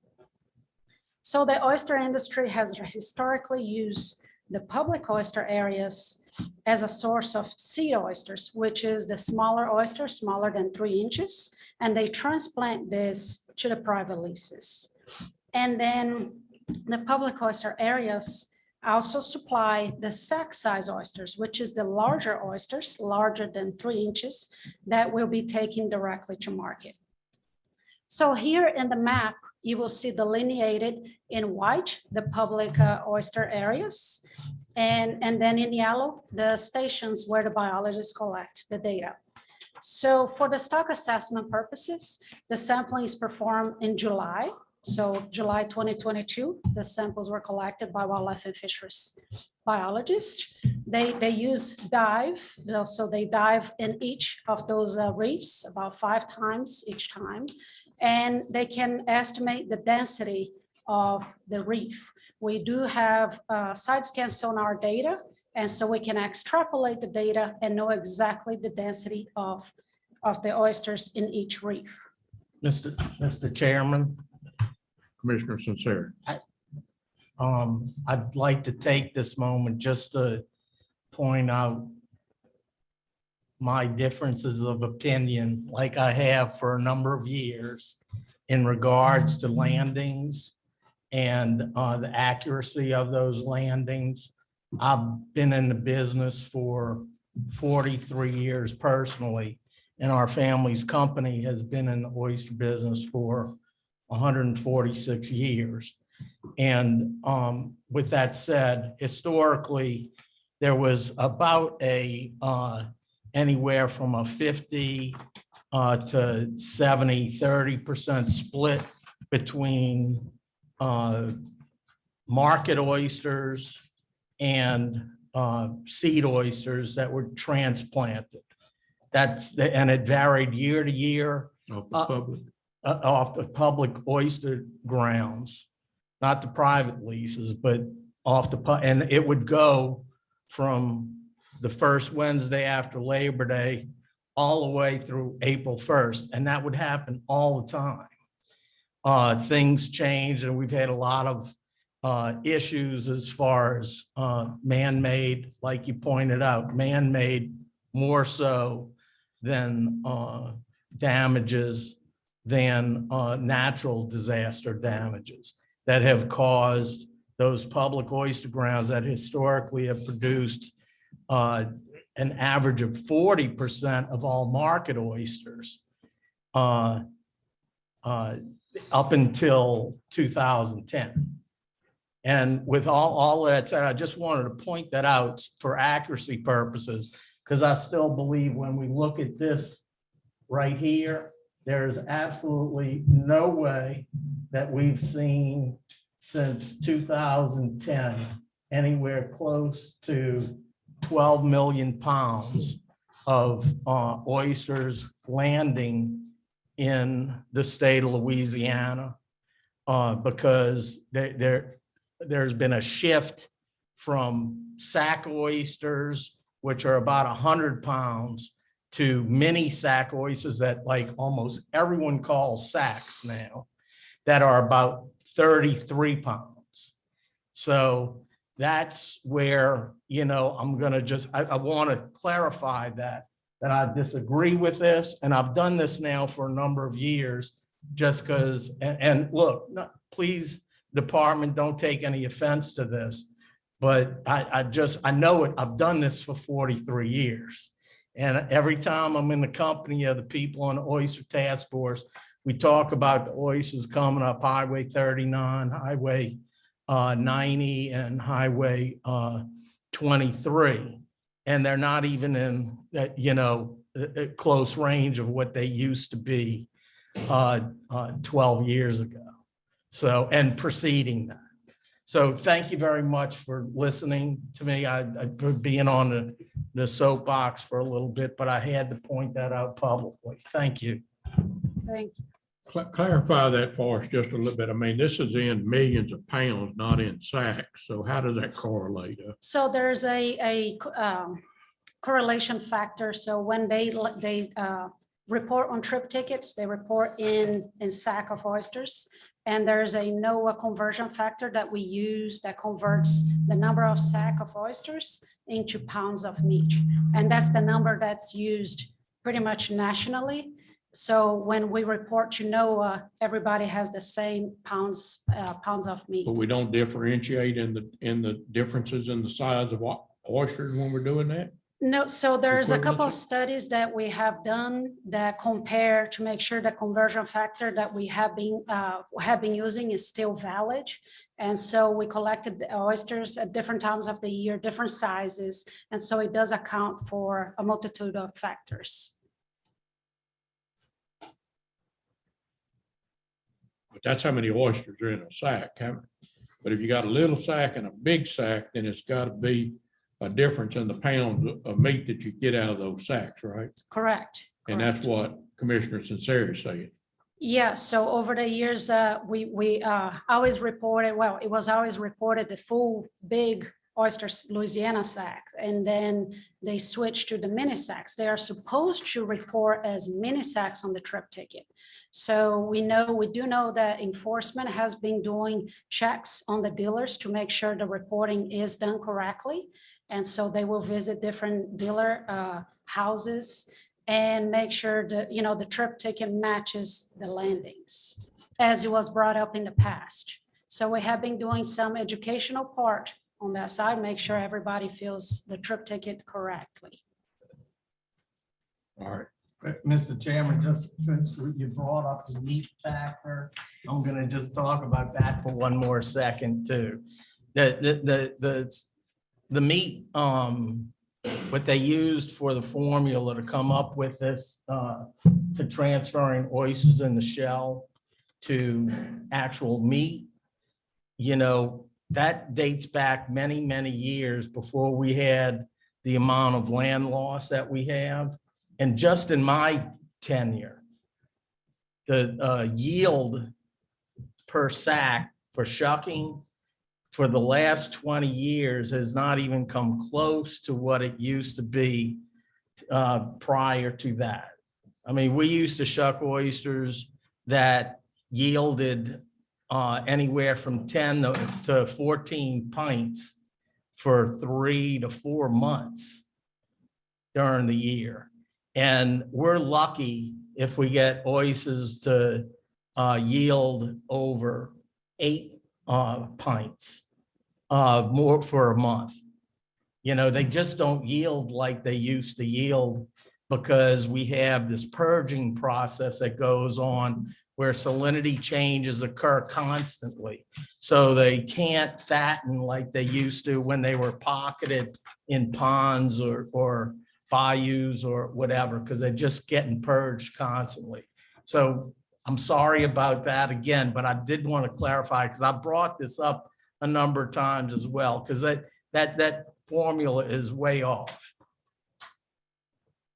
Is it way off? Not necessarily. We have done the study recently in 2019, actually, to make sure that it wasn't. And that's when way you up. actually go and do some tests to see if your formula is still working. Correct. The meat's being generated out of those. Yeah, so we visit different classic oyster houses, and yes, way different. We follow, yes, the protocol, how they shuck the meat and how they handle the meat, and verify how our yield has been working. You got a copy of that, Shane? I do. I don't agree with it. I mean, they do things like soak oysters and all of this kind of stuff. That's illegal to do. And, but it's allowed. I mean, they don't enforce the law. She's not soaking hers. Well, I mean, this department doesn't have anything to do with the shuck meat. Another couple of federal and state agencies have to do with that. And I mean, they soak the meat. And I mean, I don't do it. I do it the same way my dad and grandfather did it. It's really upsetting to me because, if they're going to use that soaking factor, because the yield, I guarantee you, I'm going to ask a question if they have any oyster guys come up here, if I'm saying something that's not true. Thank you. I just want to say Commissioner one thing. Blanchard? Yeah, on the calculation of the meat, when the department, they doing the calculation on meat that's after it's soaked or before it's soaked. Before it's soaked. Before So it's we make sure that when we were doing our, our testing, we made sure there was a fresh sack of oysters. So we follow the process of shucking each one, measuring before they were shucked, measuring after, measuring the liquid that fell off those oysters. So we follow all the losses and, so we wouldn't miss any part of information. In today's time, what's the yield on an average sack of oysters? I mean, a true sack, an 80-pound sack. I believe 3.47, no, 6, yeah, 6.47, yes, 6.7 pounds, 6.4 pounds 6.4. for a full sack of oysters. So it can range between 180 oysters to sometimes 220 oysters, depending on the size. And years ago, we used to have a 7-pound gallon at one time. Now the gallons are much, much less than that. So, it's just in the 6.4, it's almost a gallon per sack right there. So I'm just trying to educate myself on it. That's all. That's all I have to say. You're kind of agreeing with that. With the numbers being extrapolated a little bit, yeah, I'm not 100% sure that this is correctly right. Just on the experience that I've had. Mr. Chairman, I do have a question because I do remember that there was a study done. And I do remember making a recommendation that the oysters, and I don't remember if it was done or if it wasn't. But if it's going to be a study, you have to do it annually over an entire year, where you're shucking oysters in August, September, and all of 12 months to get the right average. And I'm going to tell you right now, average sack of oysters is yielding at or below less than 4 pounds right now. How many pounds is that? Poundage, it's actually less than that, because I mean, the weight of the oysters are mainly liquid, and there's a tremendous amount of bleed off, and there is an absolute way that you're supposed to test them, and you need to have specific type of equipment to be able to do those studies. I mean, I have it, I know how to do them. And I mean, it's a challenge because it takes a really long time to do properly, the right way. And I never asked the question, was it done, every month? And did they actually take different parts of the state that they did it? I never asked that. I got one question for Al. During the good months of salinity, the oysters gonna yield more per pound than in the months when they don't, because the salt is actually weighing, No. into the shrimp. That isn't how it That's works. not how it works. No, it Okay. isn't. It has to do with the density of the oysters, and oysters aren't as dense as they used to be. I mean, I could literally hold a muscle of an oyster and it would stick straight out when I was a younger man in this business. They all fold down now. There's not a single one that'll stick straight out, ever. Then no time of the year. It's just because the meat, the animal itself is not as healthy as it once was. It's just not as healthy as it once was. Mr. Banks? I just want to mention about the study. So Commissioner Sinceri has brought this issue up a number of times over the last 8 or so years. And a lot of what I looked at in terms of the amount of landings versus the price of the sack, price of oysters at the dock, seemed to suggest exactly what he was saying, that somehow, how can the price of the sack of oysters go so high when we were still harvesting about the same amount of poundage each year? So a lot of what he was saying seemed to make sense to me as well. And so Carolina and I worked on a protocol to go out and actually measure. So my thought was the 6.47 pounds of meat per sack that has historically been used by NOAA as the conversion factor. Maybe that was wrong and we shouldn't be using that conversion factor anymore, because maybe we were, as Al suggested, overestimating the poundage in each sack. And so that's why Carolina and her staff performed that work in 2019. And what I'd like to do is sit down with her, get that report together and provide it to you guys. And then we can have a little bit more of an informed conversation about it, because to be quite honest, I don't know a lot of the details of the study either, but it was in response to the concerns that I felt were valid by Commissioner Sinceri. Okay, maybe in about November, maybe we can shuck some oysters and while the colonel's frying some, we could be eating them and I would weighing like them that. at the same time. We get some data for ourselves. Then we'd have firsthand data they come. I'm sorry. Would you like to continue your presentation? Sure. Okay, so now, so showing the results of the dive samples, like we were talking about, the stock assessment dive done by the wildlife and fisheries biologists. So we have represented here in barrels of oysters. And so the bars represent the seed oysters, the smaller ones. And then the gray line represents the larger oysters, the 3 inches larger, the market size oysters. So as you can see, this is the data for the public seed grounds only. And over time, you can see there is a decline due to multitude of environmental conditions and man-made disasters too. So the data from 2022 shows that we had a little rebound when compared to 2021. However, we're still 83% below the long-term data. So before we go into the details of the report for the 2022 oyster stock assessment, the map here shows the breakdown of each of the coastal study areas, what we refer as CSAs. From east to west, we have CSA 1 north, which is east of Mississippi River, and then it divides between north of Mr. Go and south Mr. Go.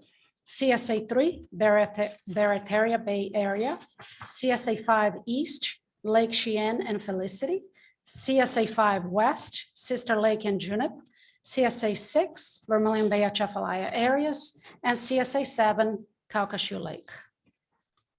So I'm not going to go into the details for each of the areas for the stock assessment for each of the basins. However, I'm just going to give you, show you a couple of graphs that will represent each of the areas that will show you the outline and how each basin and the public reefs are represented. And they have been in, you know, some areas are recovering a little bit, other areas are definitely in decline. So here we have CSA 1 North, which is Lake-borne, Mississippi Sound areas. You can barely see the bars in the graph between 2017 and 2022. So the area has been, the oysters in the area have been in steady decline since 2017. The last oyster season in the area was 2018-2019 oyster season. This area has a lot of freshwater influence when the Bonaire is open, and also lots of freshwater when the Pearl River is high. So when we move on to CSA 1 South, which is represented by Black Bay, Bay Gardine, and Lake Fortuna areas, the area has been in decline since 2011.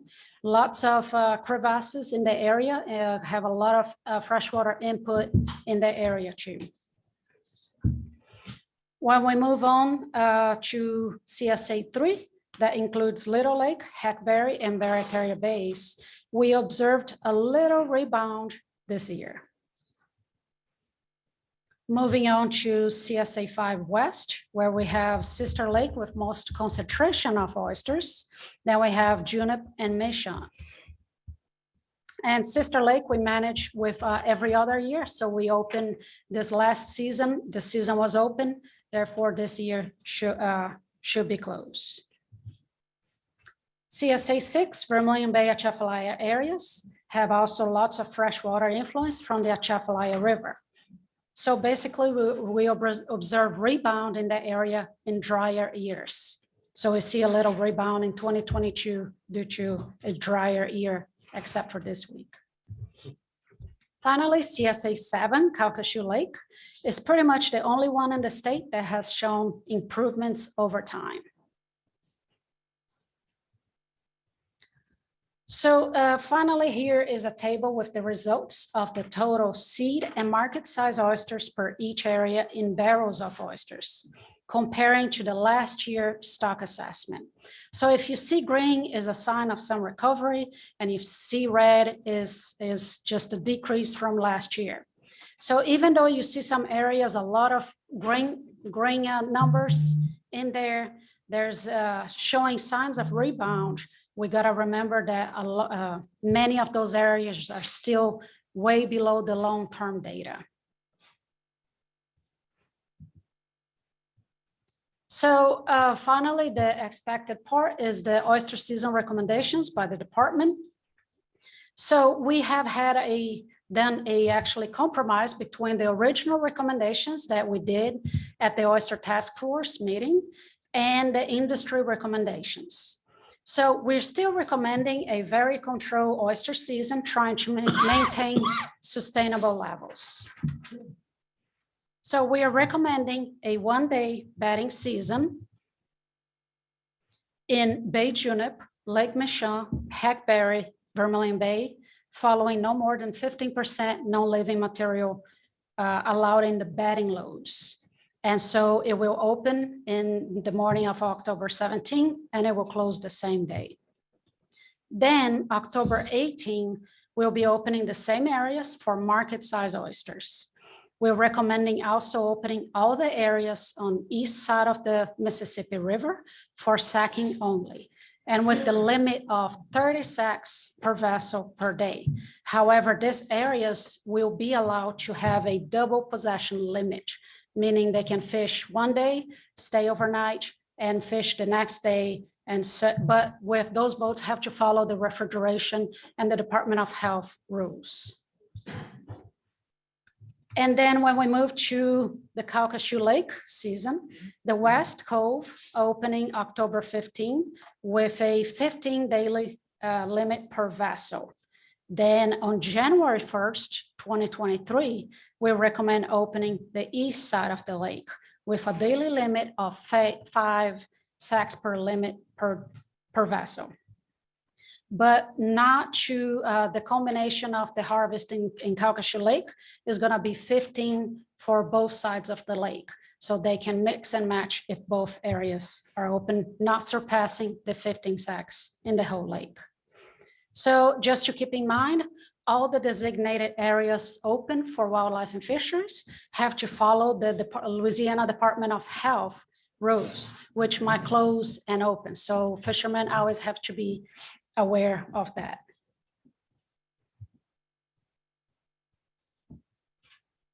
Keep going. That's it for the oyster season, but let's see.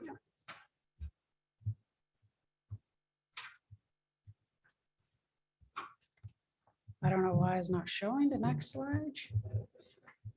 And so in order to keep the oyster season as long as possible, it's important that we gather up-to-date information at our hands. So we set up a call-in number or email requirement each of the harvesters, the vessel harvesting for market size oysters in the public areas, they will have to report with daily information before 9 p.m. each day fished. So the vessels will have to provide the following information: captain's name, oyster harvester number, the boat number, and the total number of sacks harvested on that day, and which area they were fishing, either the public oyster area or the reef fished.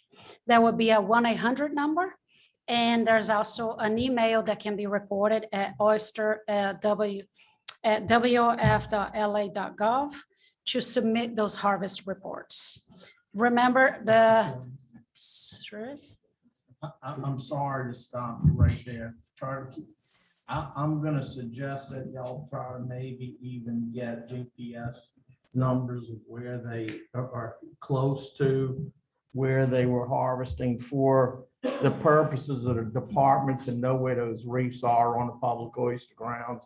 I think it'll be helpful to know in the future as to what's going on. I think this is a tremendous opportunity to study the areas and what happens from this point forward. Thank you.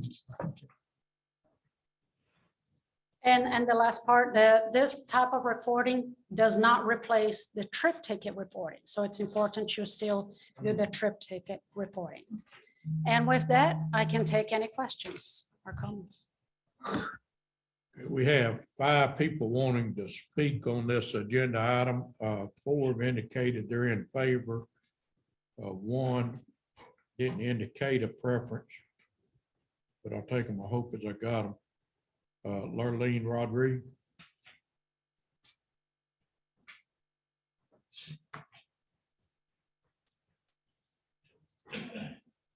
Good morning. I just wanted to make sure that y'all got the email from the Cameron Parish Police Jury. We had a meeting of the fishermen for Calcasieu Lake, and the majority was there. And we're asking y'all to keep it at 10 for Calcasieu. And the west side, we do not want the 15.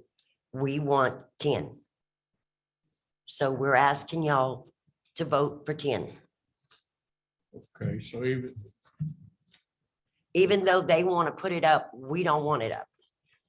so you're not in favor of that? No, it's still recovering. Why take more than we need? Okay. Any questions? All right, thank you. Well, I just one question, doesn't have to do with this. It has to do with my, about the yield and the firmness of the oysters. Do you find what I say is that the oysters? If you soak them, you get a lot more weight. But if you just shuck them, no. Okay, thank you.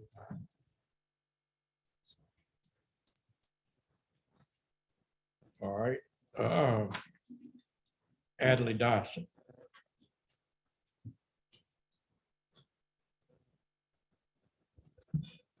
Oh, we met the other day at, the police jury building, and we had a meeting, and, we came up with, like 15 sacks. Why hurt a resource that's already stressed?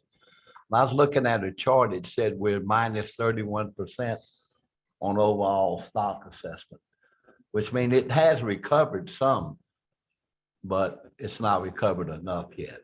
And I think we need to hold off on that 15 sack. And the 5 sacks in East Lake, it really doesn't matter, because you have a amount of oysters that can be harvested. Then it's shut down. So causing someone to go fish for just 5 sacks is really not very economical. I think it needs to be 10 in both places. And that would be a good thing. And another thing, Al, I went on a reef one day. I caught 3 5-gallon buckets, which are mini sacks. 3 mini sacks of oysters, and I opened them up 3 different places. One of them was about 1.5 pounds. The other was 3, and the other one was a little over 4. So you can't go by a formula and figure out how much meat. You need to get with the people that are producing them and opening them and see how many sacks they open. They keep a record of their meat. That's the proper way to do it. What time of the year was that you did that? That was probably mid-February. See, and that's like the, Yeah. your yield should be skyrocketing. Sure. It should be the highest yields. you Yeah. have. Thank you. And I've been doing this like since I was 13, and I'll be 73. So I've been doing it a while. Thank you, guys. Thank you. Anthony Terrio.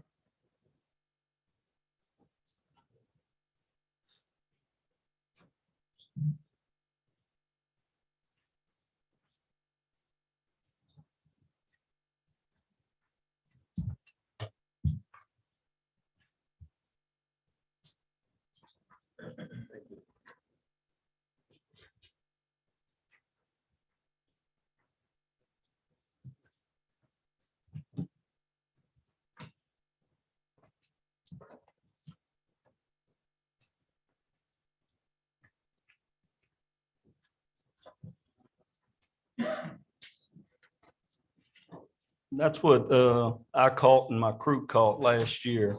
If I'm correct, I think our limit was 22,000 sacks in West Cove, correct?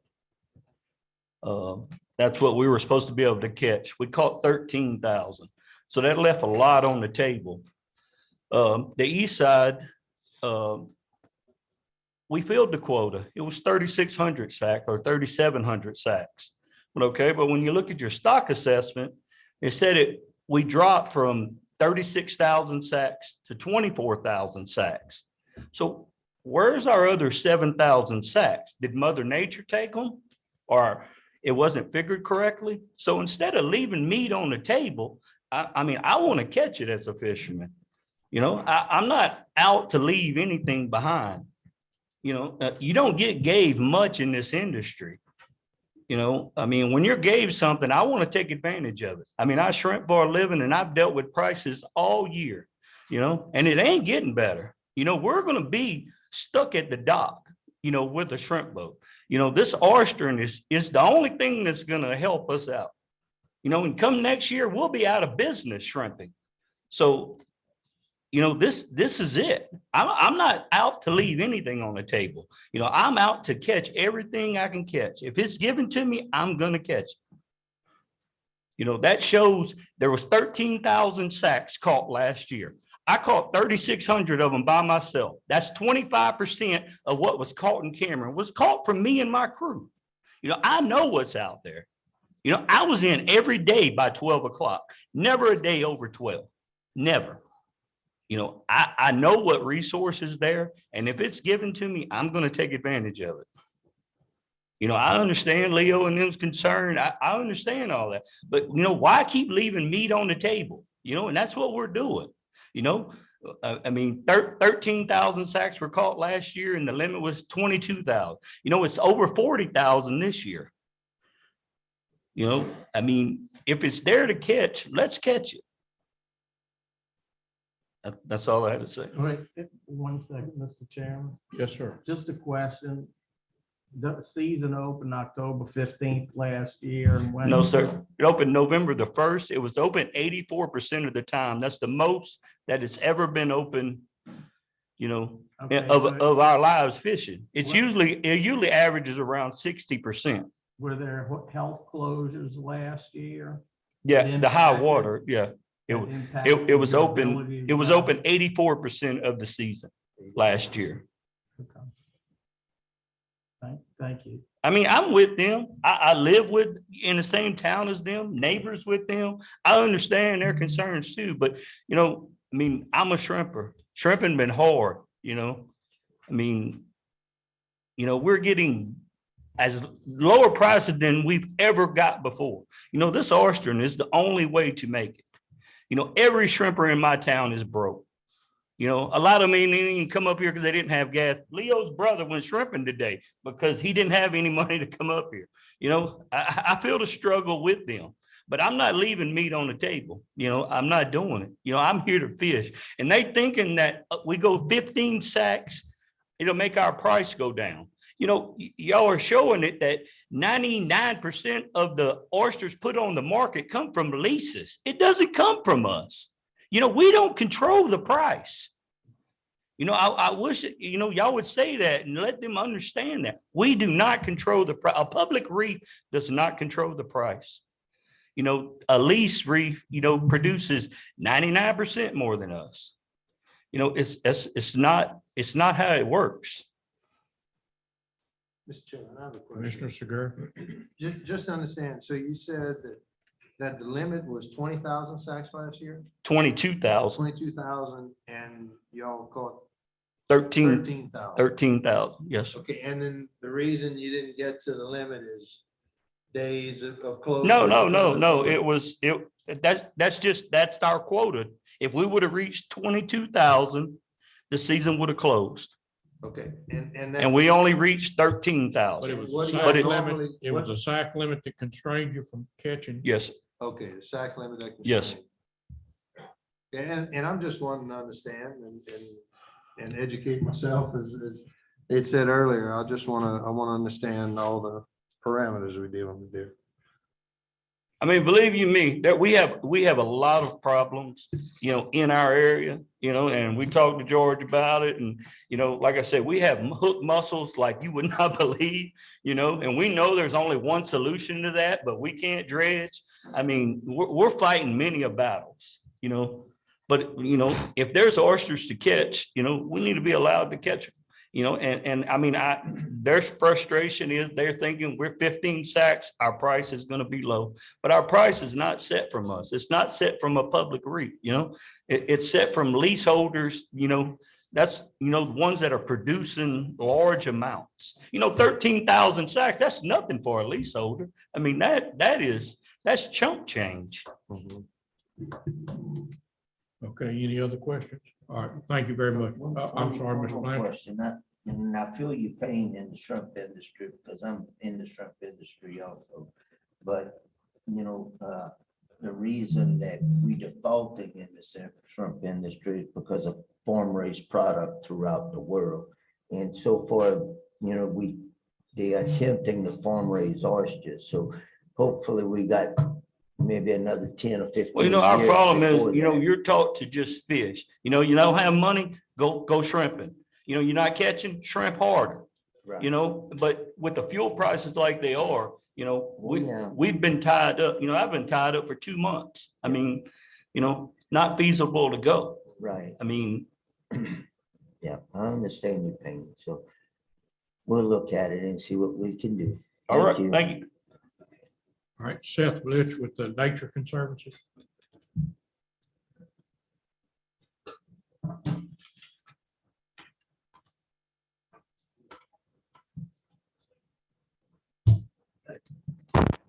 So I'll say good afternoon, Commissioner McPherson and commissioners. I'm here representing the Nature Conservancy. Our interest in this is manifold, but we, in the last decade or so, have put out about 7.5 miles of reef in this state to help recover oyster habitat and protect shoreline and also hopefully, increase larval supplies and things like that in systems where they're harvested. Generally speaking, we're in favor of the department's recommendation for the season. And I think the things that were important to me and for us from Ms. Bork's presentation is that we are talking about a resource on the public sea grounds that is less than 0.5% of the total commercial production in the state right now. But if you look at the totality of public areas, it outstrips the aerial coverage of what's available for leasing now. Admittedly, not all of that is good to grow oysters.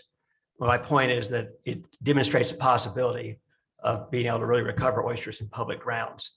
And I think that's important. So I think that the season that's been set out has an eye towards the future that looks at, making a harvest possible, but also having a more robust harvest in future years so that we can actually, erase that 83% deficit that you saw and get back closer to that long-term average. That's good. Obviously, it's good for the industry, but it's also good for water quality. It's good for adjacent shorelines, and it's good for all the other estuarine species that call reefs home as a habitat. So there's all kinds of shrimp and crab and fish that spend all or part of their life on reefs and need to have them in the system and in a robust kind of way. So I will conclude. Thank you. Thank you. Any questions? Sorry. Raleigh Hoke, am I saying that correctly? Hello, thanks for allowing me to speak. My name's Raleigh Hoke. I'm with the campaign director with Healthy Golf, a nonprofit focused on protecting and restoring the natural resources of the Gulf of Mexico. As y'all all know, healthy reefs are very vital to the coastal ecosystem, providing habitat for recreational fishers, improving water quality, and stabilizing our shorelines. But in the wake of hurricanes and other natural disasters, flooding and whatnot, production has not returned to the public reefs in a significant way. And the commission should follow the oyster management plan to recover reefs and not allow more harvest on them until significant improvement to the reefs. So in general, we're supportive of the staff recommendations, but would actually recommend that only opening the 2 public sea reefs or the public reefs grounds in Calcasieu Lake for this upcoming season. So thank you very much for having me. All right, thank you, sir. Any questions? Yes. Just a question. Commissioner Sincere. Or a comment. While I appreciate y'all's position on this, we have environmental conditions that are far more impactful to the long-term average of oyster harvest on the public oyster grounds across the state of Louisiana. Our company alone has, in today's numbers, have placed back millions of dollars worth of culture material, oyster shell for nothing. We've done that, and it doesn't matter that we put that down there. We continue to this day, the little bit that we do open today, all of it goes back. But it has far more to do with factors that we can't control. It has nothing to do with harvest. It has everything and all to do with the environmental conditions, the receding of the coastline, and the amount of fresh water entering the estuary, and the salt water that comes in when it comes and stays there. Those are the factors that impact the oyster industry far more than any harvest. And this was just for knowledge purposes, because it's not because oystermen overharvest, because even the private leaseholders that put out culture material galore since BP, since the BP oil spill, they've done tremendous amount of not oyster shell, but limestone. It's a hit and miss situation, and it has everything and all to do with those environmental conditions that typically, if you put the culture out in October, you put the culture out in February through May, depending on salinities, you knew you were gonna get something. So thank you very much. Yeah, thank you. I appreciate your comment. All right. Willie Daisy.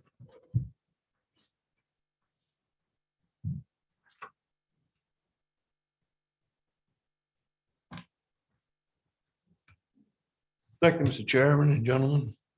I'm Willie Daisy. I've been in the oyster business for over 51 years.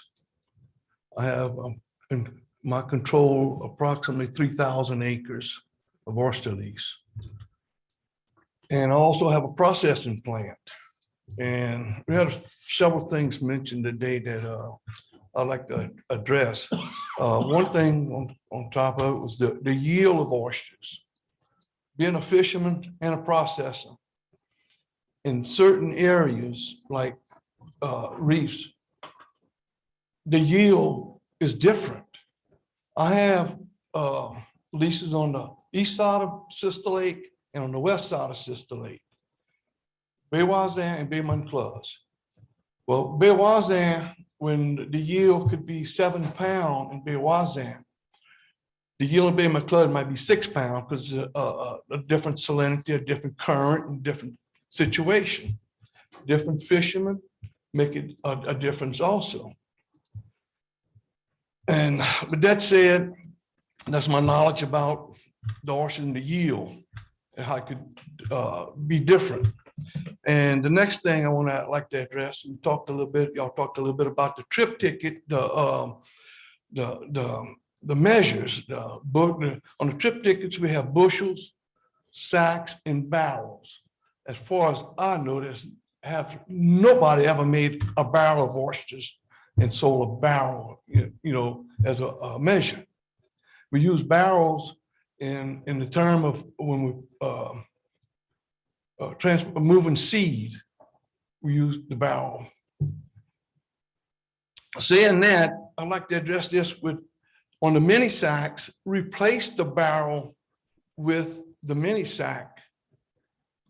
Since we're using mini sacks and some use bushels and some use the regular Louisiana measure sacks. And on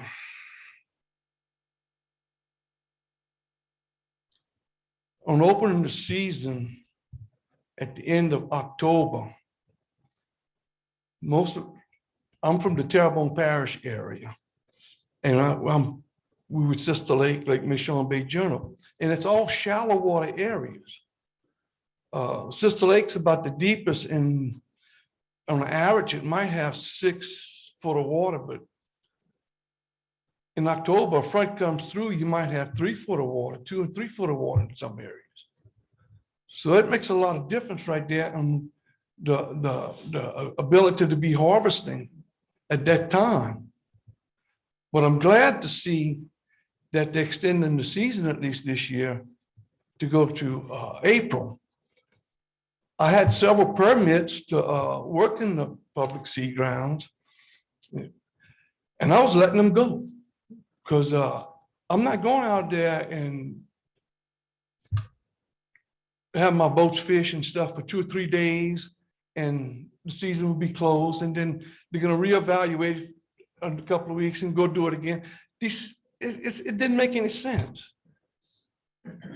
Since I've been working in the 70s, well, in the 60s, late 60s even, it would always open at the beginning of September and run through. If they seen a reason to close it, they would close it and reopen it again at the time they call for them. And in the past, we've been paying $500 for these permits for a boat with 2 dredges on it.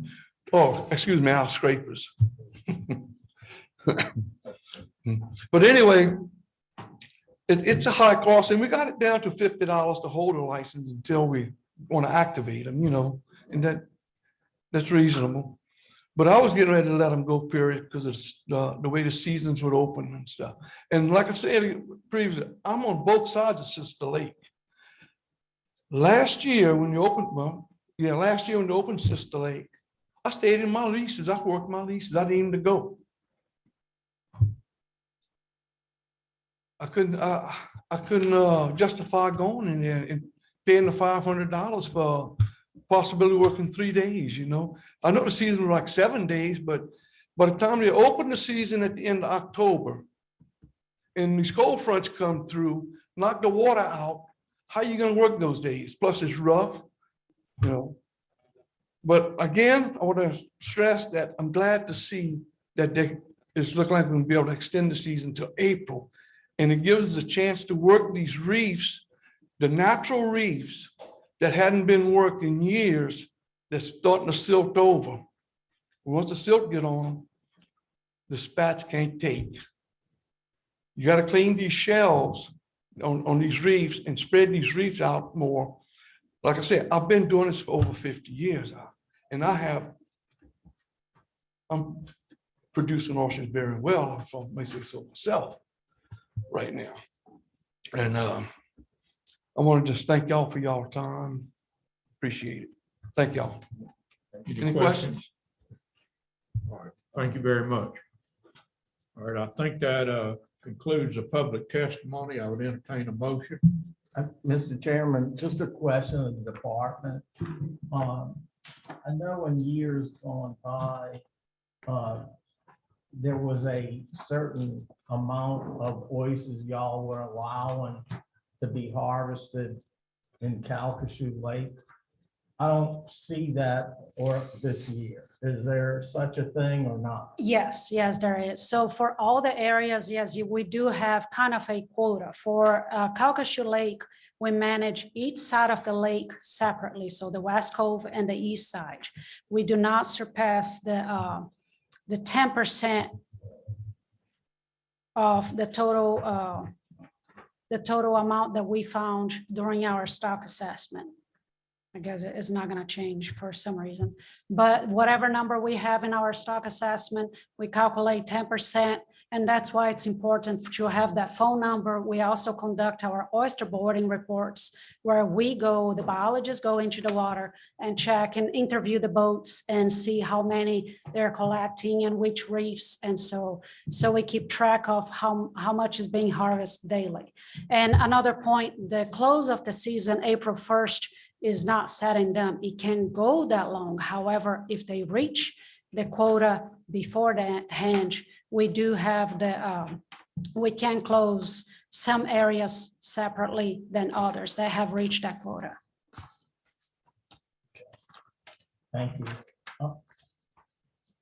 Yeah, Chairman, I've been contacted by some people who represent, from representatives of the Southwest, that the concern of the 10 sacks going to 15 sacks.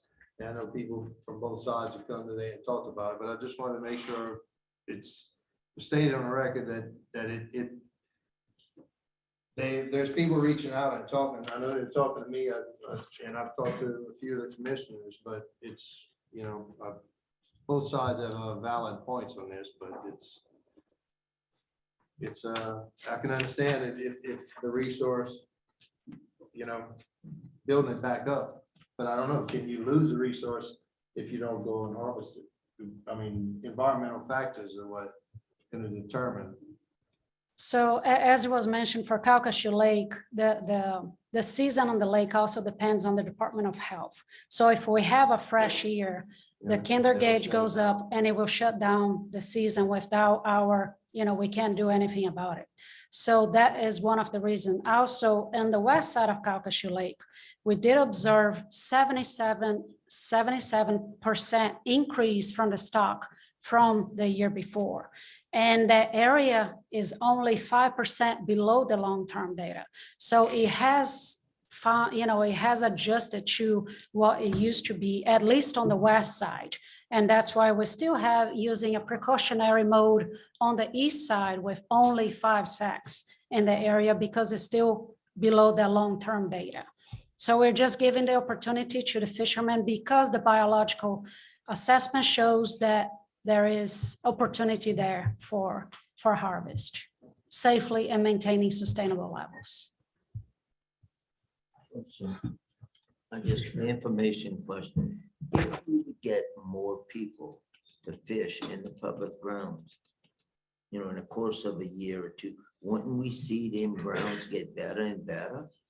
Because right now, once the oyster is silted in, it's gonna come dead. Right there, but if the fishermen are working in the public areas, you get more of them in there, it seems like, the public areas would get better. That's a valid point. That is, of course, we gotta be careful on how much, especially the reproductive oysters and the coach material that is removed from those reefs. So it's not just working and turning the reef, there's a lot moving. And so, for example, as of now, there is 432 licenses that can fish on the public seed grounds. And so it's hard to know exactly how many are going to show up in this one reef. So we got to be very careful. And that's why we put the daily limit, and we're going to do the phone calls and the oyster monitoring, the daily monitoring to make sure not too much is removed. I have one more question. Commissioner Sincere. How many permits are there in Calcasieu Lake? That's a good question. George, do you know? I have the data, but I don't have with me. I was just. About 5 boats on average, or 10 boats last year per day were fishing. 10 per day.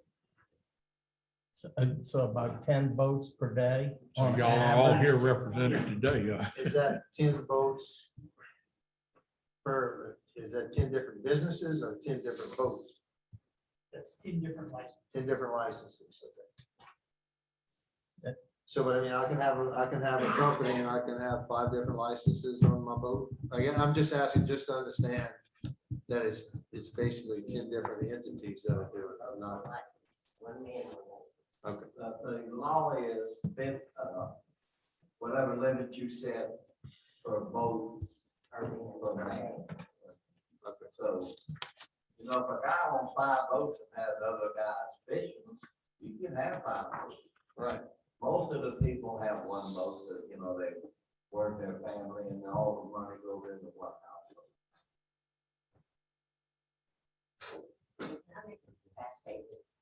I just want to make something. If you would, I'm gonna give you that latitude, but come on up here to the mic real quick, please.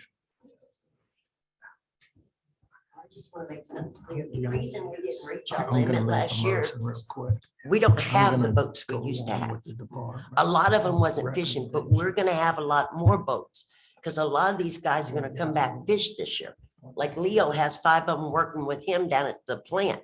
They just put a big LNG plant in Cameron. So that's 5 more boats. And then I got a couple brothers that are going. So that's a few more boats. So that's the point we were trying to make. Thank you. Mr. Chairman, I'd like to make a motion. Okay. Motion to support the recommendations made by the Department of Wildlife. All right, to adopt the oyster season on public areas. Yes, sir. Okay, do I hear a second? Second. Commissioner Blanchard seconds the motion. Do I hear any objection to the adoption? Hearing none, it's adopted. Thank you. Thank you.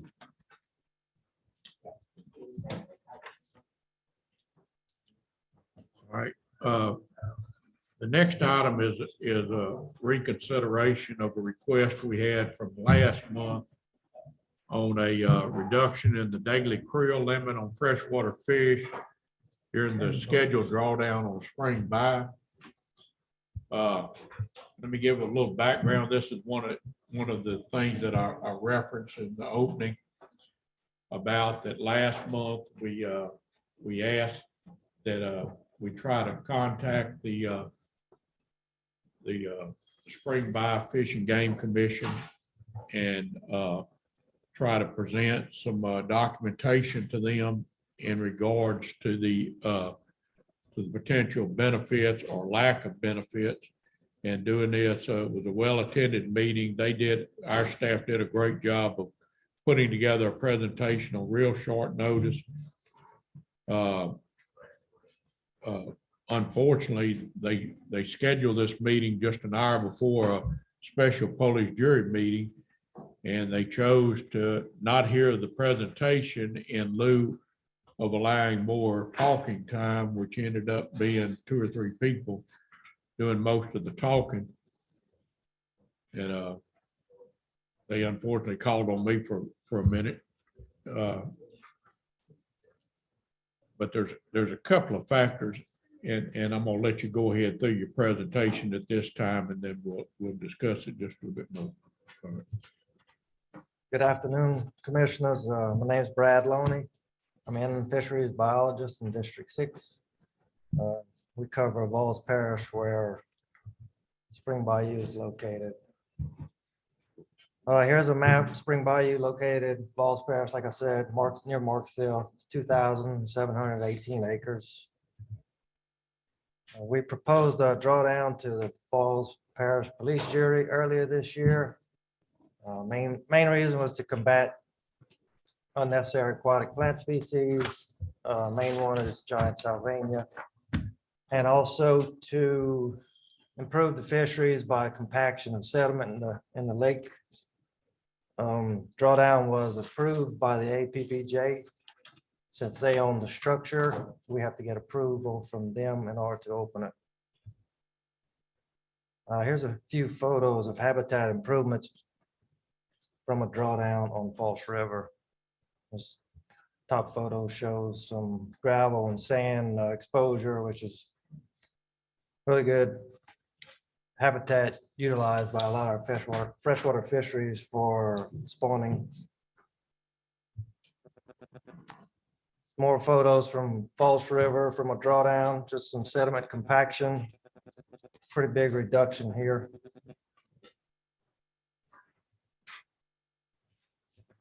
One of the main reasons we're proposing this drawdown at Spring Bayou is our numbers of acres treated over the last few years. The giant salvinia has increased, has doubled, and kind of plateaued the last 2 years.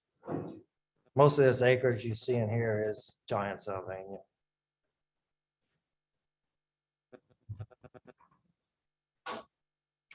Falls Parish Police Jury and also Spring Bayou Restoration Team and the Spring Bayou Lake Commission.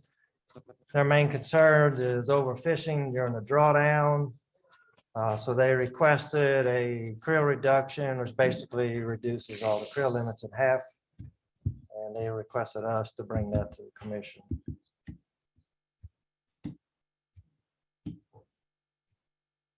This is just a a slide showing all the creel limits.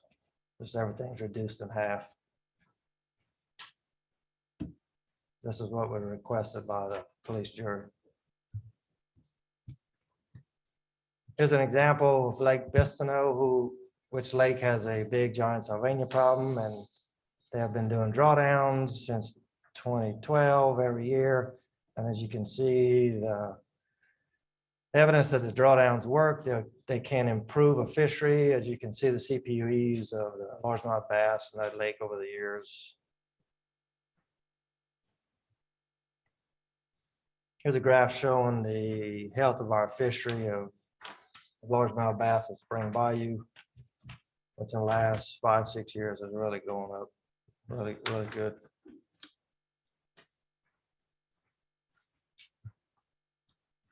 In 2017, we conducted a creel survey, angler survey on Spring Bayou. This was done from January through December.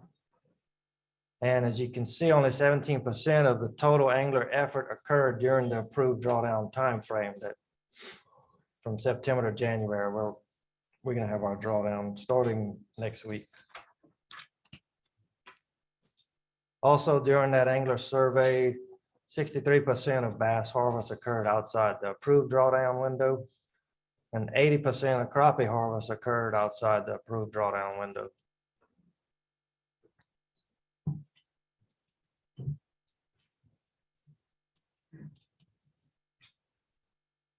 We will be conducting a creel survey starting Saturday. Actually, it'll be our first one. We're going to do this September through January during the drawdown period. And this will help provide all interested parties with Spring Bayou specific data and to help guide future drawdown decisions. This creel survey, we do 6 days a month. It's random pick days, computer generated, 4 weekend days, 2 weekdays, either AM or a PM creel. During this time period, teal and duck seasons limit our surveys. There's 66 days of teal and duck season. And during that time, fishing is restricted. Fishing is only allowed after 10 AM during teal and after 2 PM during big duck season. And this creel survey that we're going to conduct it's going to be about approximately 140 staff hours for us. And during this survey, we'll be able to compare bass and crappie harvest rates from September to January during the drawdown time versus what we found in 2017, and our observed angler effort and success rate during pull stage versus drawdown for the same time of year. And that's all I have. Any questions? Any questions, comments? This is a natural lake area that basically belongs to the department, but the police jury controls the control structure, if I understand that correctly. So they have the final say over whether we will or won't have a survey. One of the things that I think Ms. Butler will back me up on is that the people were fairly adamant in their beliefs. Wasn't really founded in any science or any statistical data or anything, and it was more assumptions, even though they didn't seem to be represented at the meeting, and Mr. Coco was at the meeting also. Everybody in the room were great conservationists. They threw most of their fish back, but there was this invisible horde out there somewhere that's going to pillage and rape the fisheries when we have this drawdown and take too many fish out of the water. And so that's the reason they're requesting this reduced creel limit. One of the things that I requested, and it's built in this, you see now, is that if we grant this request, we will be trying to get good scientific data to see exactly how much impact, if any, the reduced creel limit have. Am I saying that right, Christy? And so that would be built into it. My suggestion at this time would be that we for this drawdown, that we go ahead and allow the reduced creel.